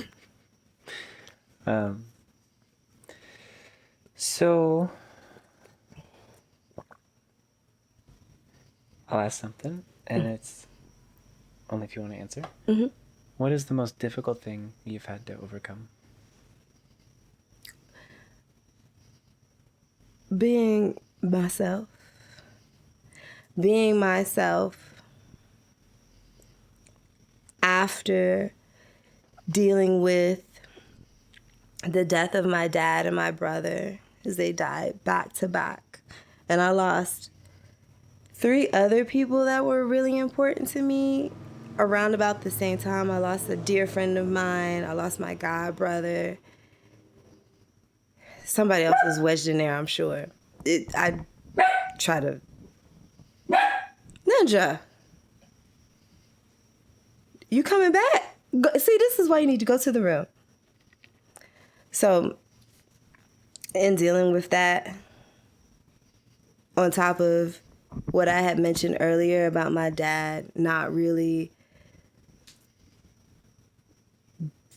living up to his own personal potential and how it affected him, and then losing my dad on top of that, and then losing my brother under the circumstances, how it was just a lot to have to process. And I don't feel like I processed their deaths the correct way. It was kind of like, well, what we talked about earlier. I just need to be strong for my family. I don't need to let them see me weak because I don't want it to affect them in any kind of way. And I really feel like I shouldn't feel as bad as my sister, because my sister was in the house when my dad had a massive brain bleed. Brain bleed? Yes, which we keep that. You heard my tone, because I'm like, so a stroke? And they would be like, no, it was a brain bleed. That's the word they used? Yeah. I've never heard that term. Neither have I. Okay. Isn't that like a hemorrhage? Yeah? Why wouldn't they say brain hemorrhage? I don't know. Okay, so he had a brain bleed. Yeah, a massive brain bleed. You gotta say massive. It's kind of fun to say. A massive brain bleed. And so now you're making me wonder, did they say hemorrhage? But it was just such a time. We'll go with brain bleed. That's kind of all right, that's what I'm gonna roll with. I've been saying that for like 4 years now. And my sister was in the house when it happened. And so she felt so much guilt behind it because it wasn't something that she recognized off the top. But he was already, he was just like an old person. All his life, I was just telling my mom this earlier today. All his life, he wanted to have time to relax. Right? So he was always scheming. How could I get out of work? How could I I'm gonna make up, something's gonna be wrong with me. And it started when he was in the elevator at Delta and the elevator dropped. And he did break his neck. Oh. But after that, it was just he was like, oh, I'm finna ride this gravy train. And he recovered. He had a 100% recovery, but in his mind, he was just like... No, my neck. I need yeah, my neck. Right. So I feel like he manifested that energy. Like my mom is about to be 69 years old. Y'all just met my mom. Mm-hmm. My dad was 4 years older than her, but he was such an old person. He had already had several strokes, many strokes. So he wasn't very mobile. So my sister sat in the house with him and he had the massive brain bleed. And she just felt so horrible for not recognizing it. What would you recognize, though? I guess he had been in his bed all day. But, like, that was nothing different. Oh, like just because she just didn't happen to check in on him or something because she felt bad? Yeah. So, I lived out in Douglasville. So when I got the phone call, I was, like, so hungover. I had been out at the strip club just drinking the night before, like nothing was wrong. And she was like, Dad won't wake up. Come to the hospital. And I just kept saying, what? What? What? Because it didn't make sense. Because my brother just died. I was like, why would they die back to back like that? And then when I got there, he stayed in the hospital for 12 days, but he never woke up. But Like he was kind of in a coma? He waved. He waved at my mom. I don't know if it was just like a unconscious, like, kind of thing. Like he was just waving, like he was dreaming something or what. Like they kept saying, talk to him, talk to him. He knows you're here. But I mean, that was never confirmed. I don't know. That's just a weird thing. But having to deal with all of that on top of already trying to struggle with being a good person and being able to provide things for myself in a way that would be healthy for me and not feel the stress of conforming to all of these social norms and religion, and just I was already dealing with all of those things. And by the time my dad and my brother died, and I was just over it, and I shut down. I shut down for about 2 years. So this happened in 2016. I wasn't able to get myself together because something was already missing for me before they died. Because I was like, this is not how I want to do it. Like, when you feel like you're like so close to figuring out how to like get over. I always felt like I was like right here. I was like, okay, well, I'm not in corporate America no more. Like, what is the thing that's gonna, like, where is my happy point? Like, where is it at? Because I'm tired of fucking sitting here. And then just COVID hit. And it was just like, it's gonna sound so crazy, but it was a blessing for me to be able to take time off. Because me being in the beauty industry, I wasn't allowed to go to work for 3 months. And I was getting paid in full. Those unemployment checks were crazy, but they afforded me the time and the space and the opportunity to really sit down with myself and figure out, what do I want? What's going to make me happy? Like, overall, legit happiness. Like, what are you seeking? I had the time to do it. And that's when I got my art space with my sister. That's when I was like, I need to get back into painting. That's when I was like, I need to get back into singing. I need to get back into writing. I had become so separated from all of the things that I love because I was busy trying to go to work, pay your bills, make a lot of bills. Like, why do adults have so many bills? Like, why do I keep making so many bills? But just, it's hard. And I didn't want to be that person who grows up and then out of their imagination, if that makes sense. Mm-hmm. We get older and then, like, what was so pure and true, it's just, everything just becomes so distorted. Like, everything is just so much easier when you're a child. I wondered if it was like some Peter Pan ass, what's that? Peter Pan syndrome? Mm-hmm.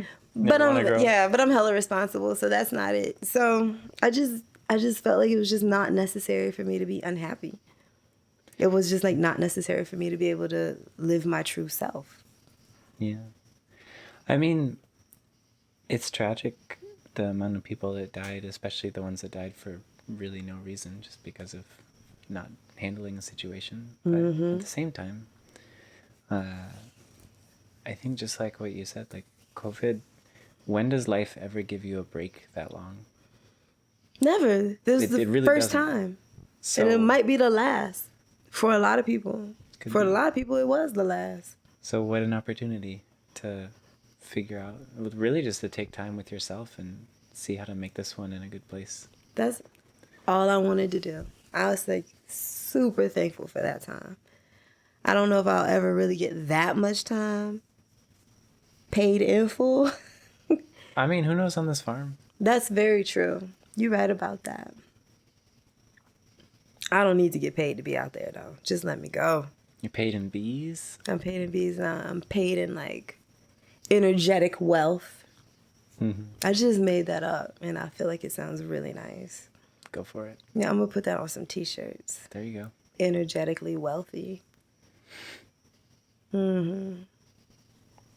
But yeah, that's it.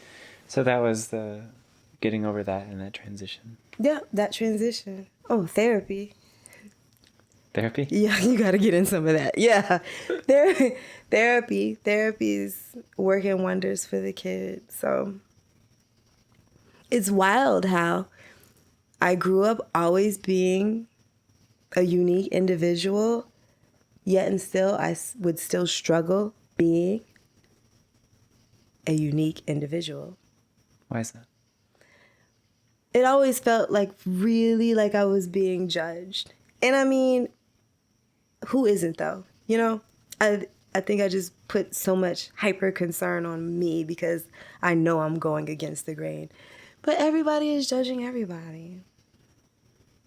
Well, not everybody is judging everybody, but people are judging not just people like me. There are some people who are living their life, getting up, working a 9 to 5, Monday through Friday, 2.3 kids, a wife, a dog, a cat, and somebody's still judging them. So Yeah. I just needed to take my energy away from trying to figure out why people think ... and just what do I want. It's important. Yeah. I used to tell this to some friends who are struggling with this kind of thing, thinking about other people. I was like, do you listen to a 5-year-old's opinions? Like, really? Like, take it seriously? Like, oh. They can be harsh. I mean, they also are probably talking nonsense. That's true. It's all going to lead back to dinosaurs. So you're right. And at the same time, like, you go around, there's however many millions of people in Atlanta, for example. I'm not listening to everyone's opinion. So your thoughts are just the same as all those people. Like, they're just talking. I'm not going to listen to all those thoughts, and I'm not going to listen to all those other people. Also, the creation of scenarios in one's mind, that was also something that would kind of hold me back. Nobody's done anything specific, but I'm thinking maybe, just maybe somebody is thinking something. Mm-hmm. Now I just made something up. Now I'm gonna think about it all day. And you're reacting to that. Yes, to this thing that I just made up on my own. Mm-hmm. So that's another thing that I'm like 93%. I'm working on that last 7%. Hey, 7s again. There you go. Boom. It's all working. Yeah. Tell me about the... you said you were doing pole dancing, right? Yeah. How'd that happen? It was like I was taking a contemporary ballet class. And they kept going in this other room with the shoes on, and they drew the blinds. I was like, what's going on in there? And then like an email came out. And it was like, I was that person that took pole dancing when it first got hot. Everybody's doing it now. So when it first popped off, I was like, this is very cool. This is very up my alley. And I wanted to like explore that side of me, try and feel a little bit more girly, rather feminine, like work that out. See what type of energy I was going to channel through that. Because it was not, that type of dancing was not my vibe. I'm a pop locker. Mm-hmm. So very much dance battles in the streets, battling dudes, mostly winning every time.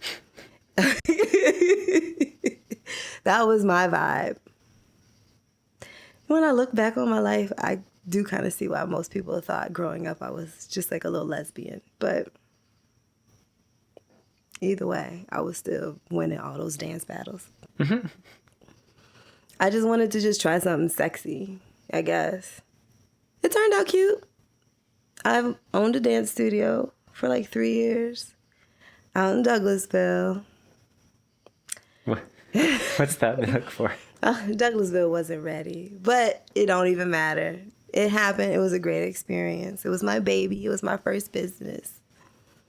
And after I moved back, I was like, I'm not going to keep driving from Riverdale to Douglasville. It just wasn't, it wouldn't have been worth it. The business wasn't moving in that way. And I don't think that was my end story. I had hit the lottery and I had some money.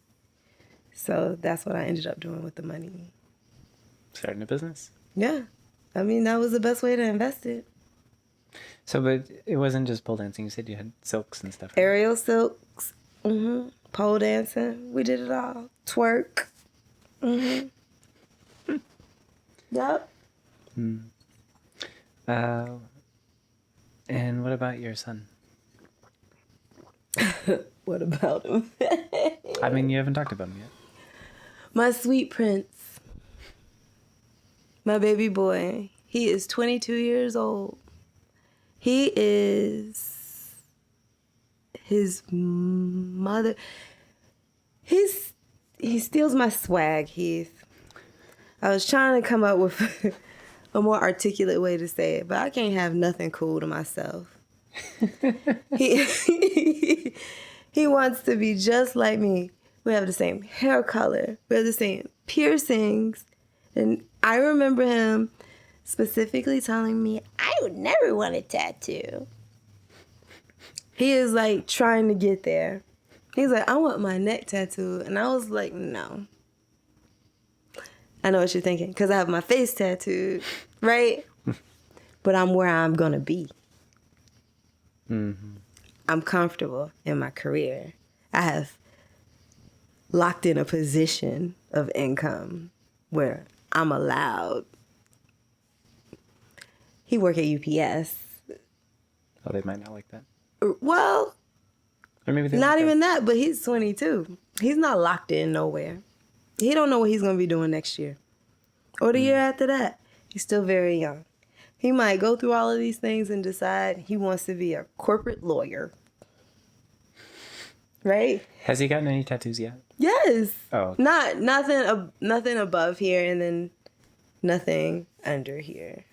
No, I was going to say, apparently in Japan, when they go, they have all those like really nice spas and stuff, right? Mm-hmm. But if you have any tattoos at all, they don't let you in because of the Yakuza.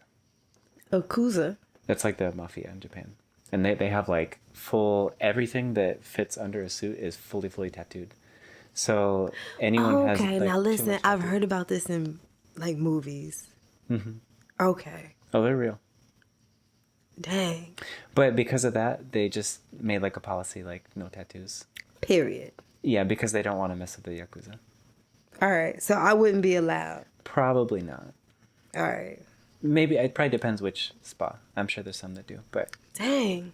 But I was going to say, if you hadn't gotten any yet, just run over to Japan first. It's too late for the both of us. Uh-huh. My sister is a tattoo artist. It's just like... Well, there's always Jeju. I've never been. You should definitely go. It's like $24 for 24 hours. I want to go Something this like Sunday. Actually, I had been talking to one of my clients about it. So It's super nice. I took a job there when she first got here. Yeah. Oh, you get to be naked, right? At some point. Well, in the Yeah. locker room, yeah. Yeah. Because there's like a men's side and women's side for hot tub, cold tub, medium tub. There's like a sauna, spa, that kind of stuff. And then when you go into the like main area, then they have like a little short and shirts, real loose, comfortable clothes. But it's cool because they bust out little pillows and things for you to kind of sleep. People just go there and sleep overnight because it's open 24 people hours. stay there overnight. Some people come into town in like a pit stop. It's the most luxurious like hotel you're gonna get for cheap. And then I heard there's like restaurants in there. There's a pool. Yeah, well, there's a restaurant. Oh, a restaurant. I mean, what do you want? But I'm not gonna judge. You're right. There's a gym. Is it like fully? I mean, it's not like Gold's Gym, but it's gymmy enough. It's about as much of a gym as you expect in a hotel. Okay. You got treadmills and a few stuff. dumbbells. Yeah. Okay. I can get jiggy with that. They even have a cold sauna. It's like a freezer. It's like a walk-in freezer is what it feels like. They say that's best for muscle recovery. I'm going to go this Sunday. Tell me how it is. I will.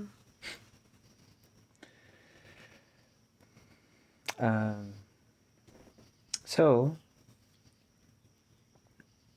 when you look at the world around you, like your community, the people around where you live, what would you like to see change? The trash, the pollution, the dirtiness, the disrespect of Mother Nature, the disrespect of like where you live, where you reside. Coming in, even at the stop sign, the people at the stop sign, they have to just come out every day with a trash bag and just pick up. I think people stop at the stop sign and just whoosh. This parking lot at the grocery store, the Kroger, trash, masks, gloves, to-go boxes, bottles, beer bottles. I needed to stop. It's just, you got to care for where you reside. You have to take care of where you live. We live here. Let it represent us. Vice versa. It's just...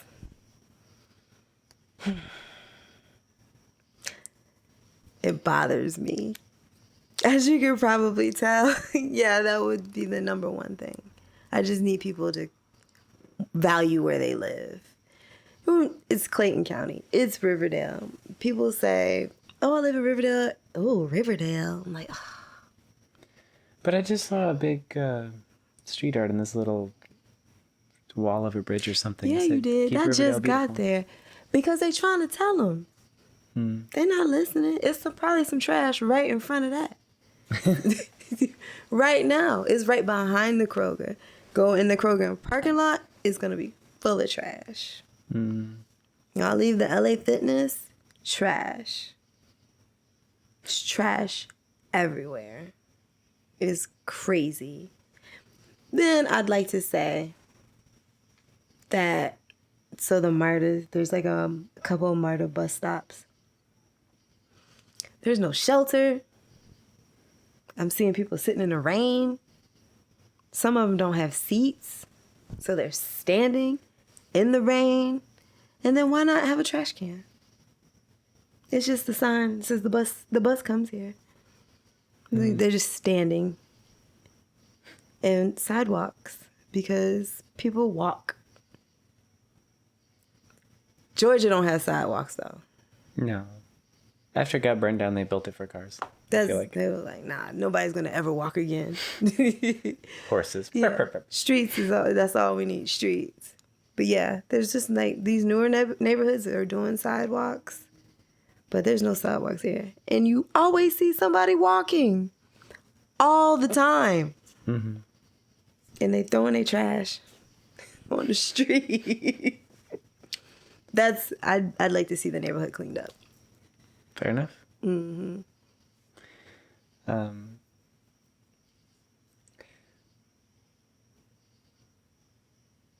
what do you, when you think about the next generation, like your son, is there anything that you're hopeful for or concerned about? Yes and yes. They're way more outspoken. So that could be a good thing or a bad thing. I think politically it's going to be a great thing. This generation coming up, my son's generation, they seem to be way more open. They seem to care about the environment. They seem to care about social justice. They seem to be a little bit more unified. They seem to really care about the LGBT plus, Q plus, IR. It's so There's many. too many letters now. Yeah, they're adding a lot. And I'm like in there somewhere. So that's really like, I'm going to work on it. I'm somewhere in the plus zone. They seem to care about these things. They don't push things aside. They don't sweep things under the rug. They're like, let's talk about it. In turn, they always want to talk about it. And it's like, okay, now sometimes y'all need to sit down and shut up. They can be a little into self. A little heavy on the selfishness. A little not seeing things through several perspectives. Very, this is where I'm at and this is what it is. But considering the age of that generation, is that really different than any other generation? That's a good question. I think that they just think that they're right. Maybe that's But is that different than any generation? Not those baby boomers. But I know it's been hella times I'll be like, I am wrong as hell, but I am not going to admit nothing. So I don't know. I consider myself a zennial. I'm like a hybrid. Zennial? Mm-hmm. I'm not an Xer, but I'm not a millennial either. I'm the baby of the family. Oh, zennial, like xylophone Z. X. Yes. Gotcha. You get it? Yes. I'm a zennial because I'm the baby. And it's like 6 years, like 5.5 years between me and my sister. So she was a heavy influence for me.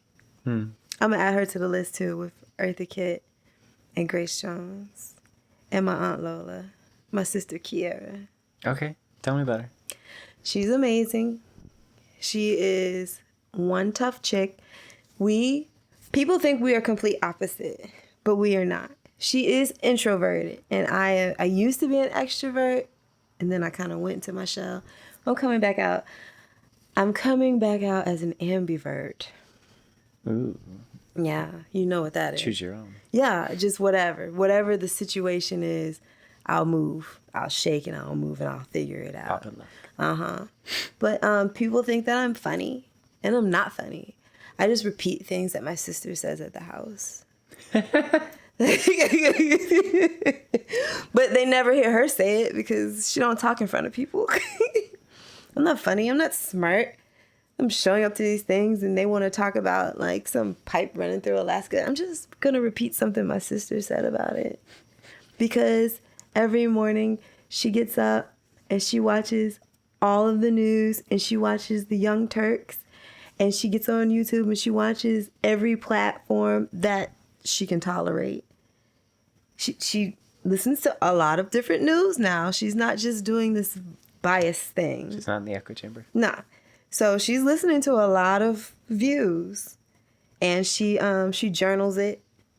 She has a website where she posts all of these infographics. She's a super art nerd, and I legit just repeat anything she says because I know she's right. She does not say anything that is not a fact.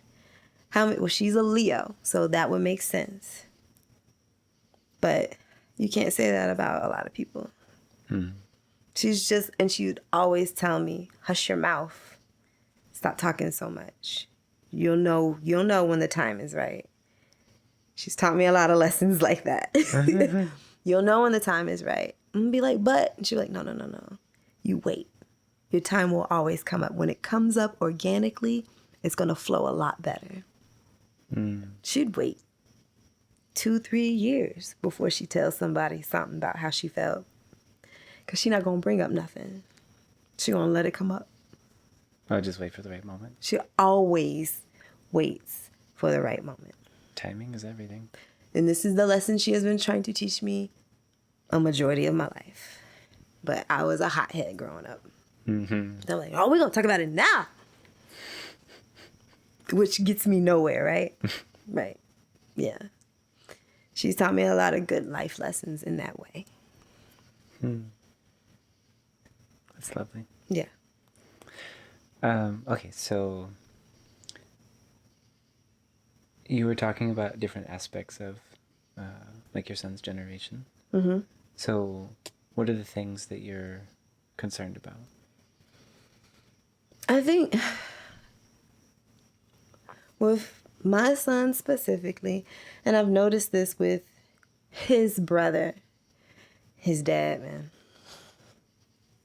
My son's the oldest, and so he has 2 little brothers. But his brother just got accepted into mad colleges, like Georgia Tech, like University of Alabama, like a whole bunch of different colleges. He's just a really smart kid. But what I'm thinking that they're an indecisive bunch because there's so many options for them. Mm-hmm. Not that they can't decide. It's just that everything is just taking a long time. He's still getting his associate's degree. I don't even know what year this is. Because he can't figure out what he want to do. I don't know if it's like the pressure. Like the pressure is different. Because what do you see now? You see a lot of people my age who went to college. And they are not doing what the degree was for. Exactly. So I don't know if they just see that and they're like, oh, hell no, that's not going to be us. Like, I don't know. Or is it just legit way more options for these kids now? Well, yeah, it's a tough call because, like, it could be both, and it could also be that when you look at it, it's really hard to... Like, things are changing so quickly. Yeah. That how are you supposed to figure out what you both want to do and will even be an option in 10 years? That's true. So it might not be indecisiveness. Well, it's a form of being indecisive. But I think it's for good reason. Not for any unknown reason. Because they're seeing so much change. Mm-hmm. What's going to be important 3 years from now? Yeah. Who knows? Because right now we're living in a pandemic that we never thought. I mean, from my perspective, the only thing that's of maximum value is knowing how to keep yourself solid so that no matter what happens, you can handle it. Yeah. That's the only real skill that is going to be relevant no matter what's going on. Like, we may lose electricity. Maybe. I don't know. I'm just saying it's possible. So then how many things won't work? All those jobs on computers, no good. I'm just saying that could happen. Not that I'm saying it will. It might. And so then there'd be all this importance on like farming and things which are like physical. Or maybe it'll go the other way. We'll like completely outsource growing. It'll be in these like hydroponic something buildings. And you know what I mean? Like there's so many possibilities. And maybe we just didn't see that in my era. That sounds, I feel like an old person saying that. But in my era. Back in my day. In my era. We walked uphill in the snow both ways. 5 miles to school in the snow. But it wasn't like that. I guess, we're products of baby boomers. So they were just like, you're going to college. You're going to get a job. And then my era was like, we're not going to pressure. I don't want to pressure my son to go to school because everybody's going to be wasting their time and their money. Right? If you don't know what you want to do, maybe. Yeah, just sit at the house and not sit at the house, but get you a job. I didn't know this little boy was going to keep the same job for 4 years. But he's working it out. So I just feel that he just doesn't know what to do. Like, he doesn't have a solid plan. And then there's kids his age who have a straight up and down solid plan. And I'm like, well, why couldn't you be one of them kids? But it's just like, there's just probably just like a lot of options. And like, some of the expectations are a little skewed. Like, I'll just be an influencer. I'll just get on social media and just like do some stuff. I'm just going to start a YouTube channel and just, you know, make money that way. And I'm like, well, there's still a level of work that goes into that. You just don't, I'm at Starbucks and take a picture and then it goes viral and that's how it works. It doesn't work that way. I just think a lot of these kids these days, they forget about the actual work part that goes into all the other stuff. Mm. Yeah. There's this phrasing they use in the ashram, like they'll talk about paying attention to the roots, not the fruit. Because if you're only focused on the fruit, then you don't care about the rest of the plant, and so you're never going to get fruit. That part. Like, I wish I knew how to repeat that back to him. Devote yourself to the process, not to the result. But I want to talk about the roots and the fruits. Yeah, well, I mean, like, just think about a basic plant. Focus on the. If you want fruit, you need to focus on sunlight, the fertilizer, water, like the basics, and then the plant will grow on its own. So in the similar way, like whatever you're trying to do, if you find joy in the process of doing that, then inevitably it'll become successful because you're joyfully throwing yourself into it versus viewing it as like, oh, I have to trudge through this so Laborious. I can get that thing. Yeah. Damn job. Yeah, I just want to retire. That's like, if you're only focused on how to retire, then you're going to trudge through and be miserable the whole way, and you might not even make it. But if you sit there and find something that you give a lot of value in, whatever you're doing, it really doesn't matter what you do in this life. Life's really short anyway. It really is. But find a way to be joyful with whatever you're doing. That's why the Isha Foundation is a huge organization. It's almost entirely volunteer run, because volunteering is an excellent way to learn how to throw yourself into something without being concerned what you're going to get out of it. I can dig that. Just the process. It's the process. Yeah, it's about time that we had another one of those talks anyway. I try to talk to him at least once a month about his plan. So I'm going to add that in. Maybe that'll be the thing that will really make him get focused on whatever his plan is. I'm not judging. I went to college. I got a degree in journalism. And Did you? You didn't even say that. yeah, I went to college. And I got a degree in journalism. And the only thing I'm doing with that degree is hanging it on my wall. I don't know. I don't even think it's hanging on the wall anymore. I would imagine, though, journalism would have taught you a lot. In terms of, like, how to properly look at something. Well, in my mind, I was doing that anyway. So that's why it was a good degree to get into. I was like, oh, this is me all day. Easy peasy. It was a focus in public relations. So it was definitely up my alley. I felt like I was really good with people. And then here I am. Not doing public relations, yeah. Working with people, though? I do work with people, and I relate to them very well. I didn't need to waste 4 years of college to do that. I mean, did you have fun? No, I did not. But I was doing that. Must go to college, must graduate. I was just going through my social norms standards. I was like, once I do this, I can buy a house. 'Cause I didn't like owning a house either. I was like, I had to keep cutting this grass. Then that owning a house made me want a husband. And that was certainly something I didn't want. Somebody need to come kill these spiders, okay? That's it. That's it. You could go back outside. You could go to your friend's house. I don't care where you go. Just like cut the grass, get rid of the spiders, and go do you. That's all I need.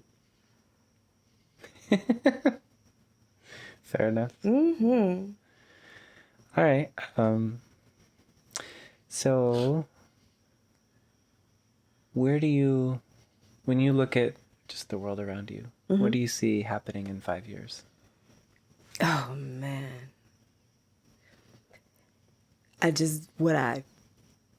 What I really think would happen is not positive at all. Okay, but what is it? I just feel like the pollution, nobody's trying to make any real change. And I felt like, especially with COVID happening, that was a big, hey, you guys, it's going crazy. And still, after millions and millions and millions of people have died, there's still people out there who are like, I'm not getting vaccinated and I'm not worried about any of this pollution and global warming. That's a hoax. And I'm just going to just keep on just trying to make money so that I can just do whatever I want to do on my end. Nobody's really paying attention to what's really happening around them. Like, people are getting sick. People are dying. Things are getting weird. The weather is getting crazy. And so many things are happening. And it just seems like no matter who says what, there's just no move. There's no push to do anything really different. So I just don't see how it could really get any better. I just feel like we're so far in the hole. Like, Earth is the ghetto. And I don't like it here. People are like, we are at this height of this open racism, this domestic terrorism. Like, people just showing up places shooting. It's getting crazy out here. And are we at the end of it? I wouldn't be surprised. So 5 years from now, I just don't know. I can't even see it. How old will I be? 46. I'm going to be in Kennedy, Alabama. That's what I know. And people are still going to be racist. And people are still going to be hating people because of their sexual preference. And people are still going to be ignorant. And it's just going to get hotter and hotter and hotter. Okay. The end. The end. Yeah. But you know what I'm saying, though. It just doesn't seem like nobody is. It's just getting crazy. It's just getting crazy. Like, these mass shootings are getting further and further out of hand. And there's been no change in trying to make it stop. There's a lot of talk about it. Like, we're talking about global warming and we're talking about gun control, but we're not going to really do nothing about it. Why would we do that? Because talking about it just satiates everyone. Does that make sense, what I'm saying? No, I mean, yeah. I think, I mean, I feel like people are trying to do things about it, but How far are they going to get? Because the people that are trying to do things about it are not really people in positions of power. I mean, there's some people in power, but they don't have, like, for example, how many people around you know who their mayor is? My sister does. Your sister? Yeah, yes. Okay. Actually, I do too, but her name slips my mind. After 7:30, I'm really no good with the memory. But But you know what I mean? Like, your representatives and your uh, local people, like mayor, and there's local your governments and councilman, stuff. yes, the Like, who are most these people? important people to vote for. I know people that don't want to vote, talking about they're not into politics. And I was like, politics are not into you. That's why you need to vote. It's crazy. But it's more than like that. Like, each generation has had some battle. That's true. Some people had World War II. Some people had other wars.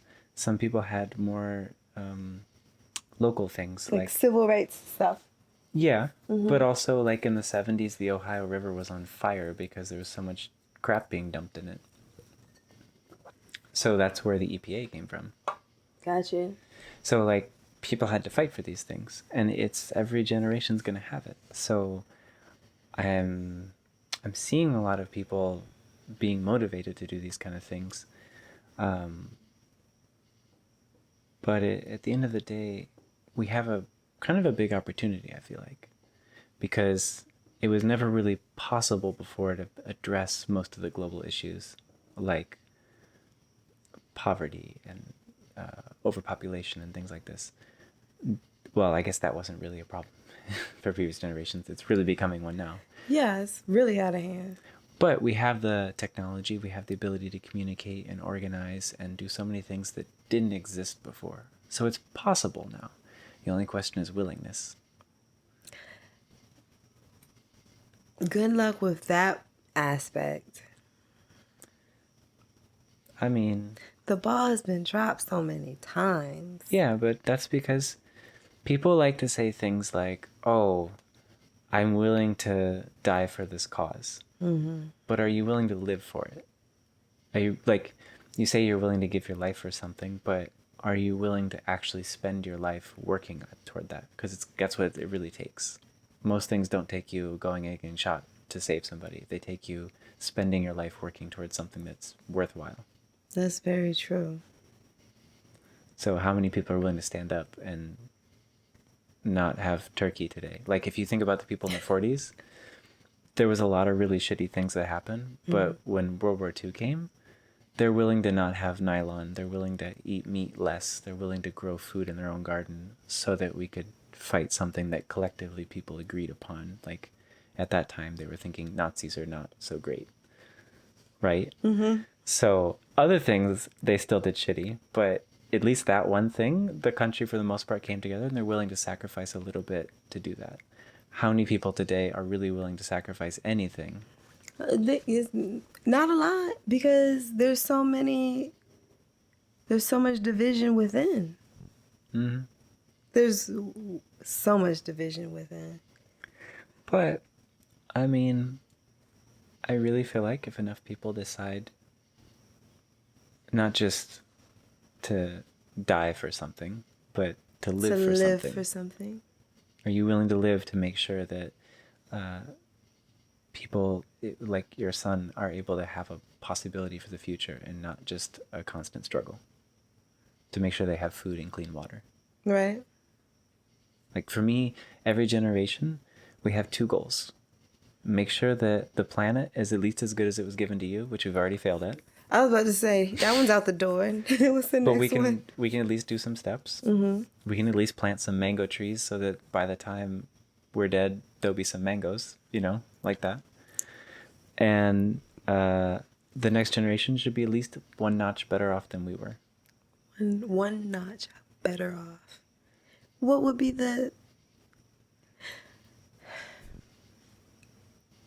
They are way more unified. I can't say that. In terms of comforts and conveniences in the external world, for sure things are better than they've ever been. Mm-hmm. So for me, the best investment you can give is to make sure the next generation is able to manage this one better than we were. But that takes work, because what that means is we have to actually establish that within ourselves and be an example. Yeah. People don't want to do that. They want to just tell someone else how they're messing up. Basically. I know a few people like that. The that's criticisms. That's where we are. And unfortunately, the solution is, I mean, it's really that simple. If we build more sensible people, then all these things will get sorted out. If we raise a culture like that, a culture which nourishes sensibility. Well, you're well on your way. Is that what most of this is about? Oh, the podcast? Yeah. I don't know. I mean, the podcast is, in many ways, I'm doing this so that, see, like I was telling you, when I was a kid, I stayed up and watched Discovery Channel, History Channel, because for me, learning about how planes work and what happened in history and stuff like that was interesting to me. When I heard, you know how a lot of people think, oh, that's just some old person, they're just telling some story. But for me, I was like, oh, what can I learn from that so I don't make the same mistakes? Well, you were looking at it through some different eyes. But I think there's a lot of people that would also think that way and wouldn't have access to the kind of people who, just because I'm able to travel, because of all the benefits that have taken place for me to have the kind of life I can have. So because that happened, I'm able to meet people like you that I wouldn't have met otherwise. Like I just probably wouldn't have been in this part of Atlanta otherwise. Right. So now I get to know you and all the fascinating stuff that comes with that and the person that you are. So I'm able to be inspired by you, to learn from you. And so is my wife, who came from a village in India. Like, the level of experience she had was so different. So when I went to her village and got to meet these people, I'm like, oh my God, this is so cool. You know what I mean? They're just surrounded by rice paddies. I drove an old scooter that's from the 80s that her dad had. It's like Jatak. And it's like, I don't know if you drive stick shift at all. I do. It makes me feel sexy. So you'll appreciate the scooter. The clutch, the whole handle shifts for the 3 gears. Chuck, chuck, chuck. That's how you shift the gears. You pull in the clutch and shift the whole thing. Really? That's the gear shift. Well, that seems easy. And there's like a foot brake in the scooter. I don't know. It was just fascinating. Like, I would have never had that experience if certain privileges weren't given to me just from the way life happened. So because of that, this podcast allows me to introduce other people and myself to new people that they might never have gotten the opportunity to experience otherwise. I appreciate that. That's very nice. I mean, I get more out of it, I think, than anybody. And that's what I know. Because you're meeting a lot of people from a lot of backgrounds, and a lot of cultures. And it takes a special type of person to want to do that. And to continue to do it. Oh, I will tell you, honestly, and this is just nerding out about technology. There's a little switcher over there. That thing with the red and white lights. Prior to that, the first few episodes I did of this thing, I had 3 camcorders set up, and I had to go and like put it all together and edit it somehow. And if you're recording for 2 hours, then you have to go back and edit 2 hours of footage every time. It's exhausting. I was not a good editor. So you don't listen to this straight through. You take bits and pieces. No. Oh. It's a whole thing straight through. Oh, you were editing your angles. Yeah, the camera angles. Gotcha. But this little thing lets me plug these iPhones into it, and then Shrav can switch in real time, just like live broadcast. Oh, okay. And then it puts out one little USB cable into the computer, and the computer thinks it's a webcam and just records it like that. Yeah, you nerded out. I did, but that little thing, that piece of technology, which didn't exist a few years ago, has allowed this whole thing to remove most of the editing and make it so easy to do. You can focus more just on... Exactly, just being here with you. Gotcha. And then having Shrav here, of course, is super helpful because she could do the switching. Executive producer. Yeah. But yeah, just these simple things which didn't exist before have made a possibility. Even these little lights we're using, these plug-in USB, there were no USB LED lights. That wasn't a thing. But now, because China ships them on Amazon for super cheap, they were nothing, and here we are. Jeff Bezos. No. Well, I guess that is Amazon. Yeah. But what a lot of people do is, do you know what drop shipping is? No. It's where they go on Alibaba, which is like the Chinese Amazon. Is that what that is? Yeah, basically. That stuff is real cheap on there. Go Super ahead. cheap. So they go on there, and then what they do is they make a website, or they repost that stuff on Amazon and just sell it like a middleman. And so they're making money reposting stuff from Alibaba, just marketed a little bit better with better English and stuff like that. Right, Pictures. understood. The stuff that makes things sell. And we're like, oh, it's so cheap on Amazon, but actually we're overpaying. Because it's like 4 cents on Alibaba. Wow, I mean... But then it also takes 8 weeks for it to get here. Depends what it is. Sometimes they have warehouses here in the U.S. Got you. All right. I'm going to check them out. Interesting stuff, though, right? Yeah, it always seems interesting. Half the stuff I see that I don't even know what it is. Almost like Wish. I don't even know what most of this stuff is coming down my timeline. I have a shopping addiction, so everything kind of just... I shouldn't tell you about Yeah. You're going to come out. Yeah. Your whole farm will be full of Yeah, stuff. but that's like a wholesale place, so you have to buy a lot of bulk items. Most No, never. Perfect. Just what you need, bulk. I want 50 of the same shirt. Maybe you can get multiple poles, and then it can be like sideways Olympic. There you go. What's the double pole Parallel one? bars. There you go. Yeah. Uh, That'd be There's really parallel cool. bars and there's uneven bars. Has anyone done that in pole dancing? Use 2 poles and like jump between? I've seen it. Yes. I've seen it. Well, you know, in competition, there are 8 feet apart.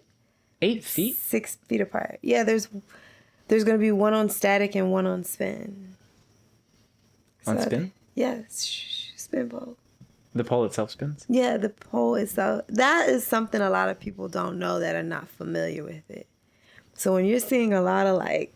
The spinny ones? Yeah, the pole is spinning, not the person. Okay. Does that explain a lot? Because how much pole dancing do you watch on TV? Not much, but... No, but there's one someone did on YouTube that was like Harry Potter themed, and it was really cool. Of course, he would say Harry Potter theme. She's spinning with her little wizard outfit on. It was really cool. All right, so I'm pretty sure there was a static pole and a spin pole. If there were 2 poles, yes. There it is. Cool. Mm-hmm. All right. Normally, I kind of wrap these up with like the next 5 years for you. Mm-hmm. But I feel like that's just going to be this farm, right? Yeah, straight up. So you're just going to be naked on a farm with other people. Yeah. And bees. And bees. Don't forget my bees. Obviously. Mm-hmm. That's it. Doing art and living my best life.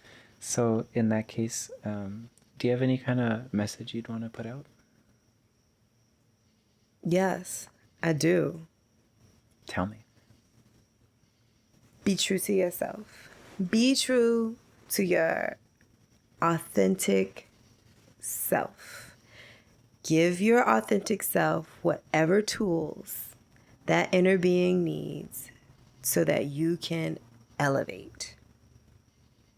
And that is my only message. Learn how to elevate yourself in the most positive way. Let me add that in. In the most positive way possible. Fair enough.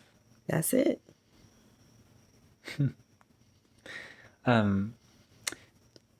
Do you have like a website or anything if people want to get their nails done? No, because I'm booked. Oh, you're just good.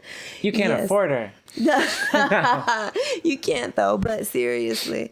No.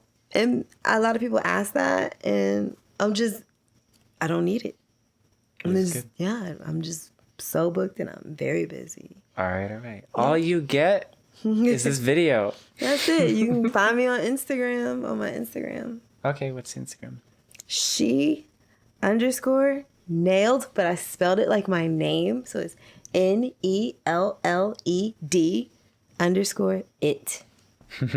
Nice. Yeah. It took me like 35 minutes to think of that. She nailed it. Nice. Okay. Well, anyway, I'll put that in the description. Okay, cool. Maybe send it to me. Cool beans. Cool beans. I love this name. Okay.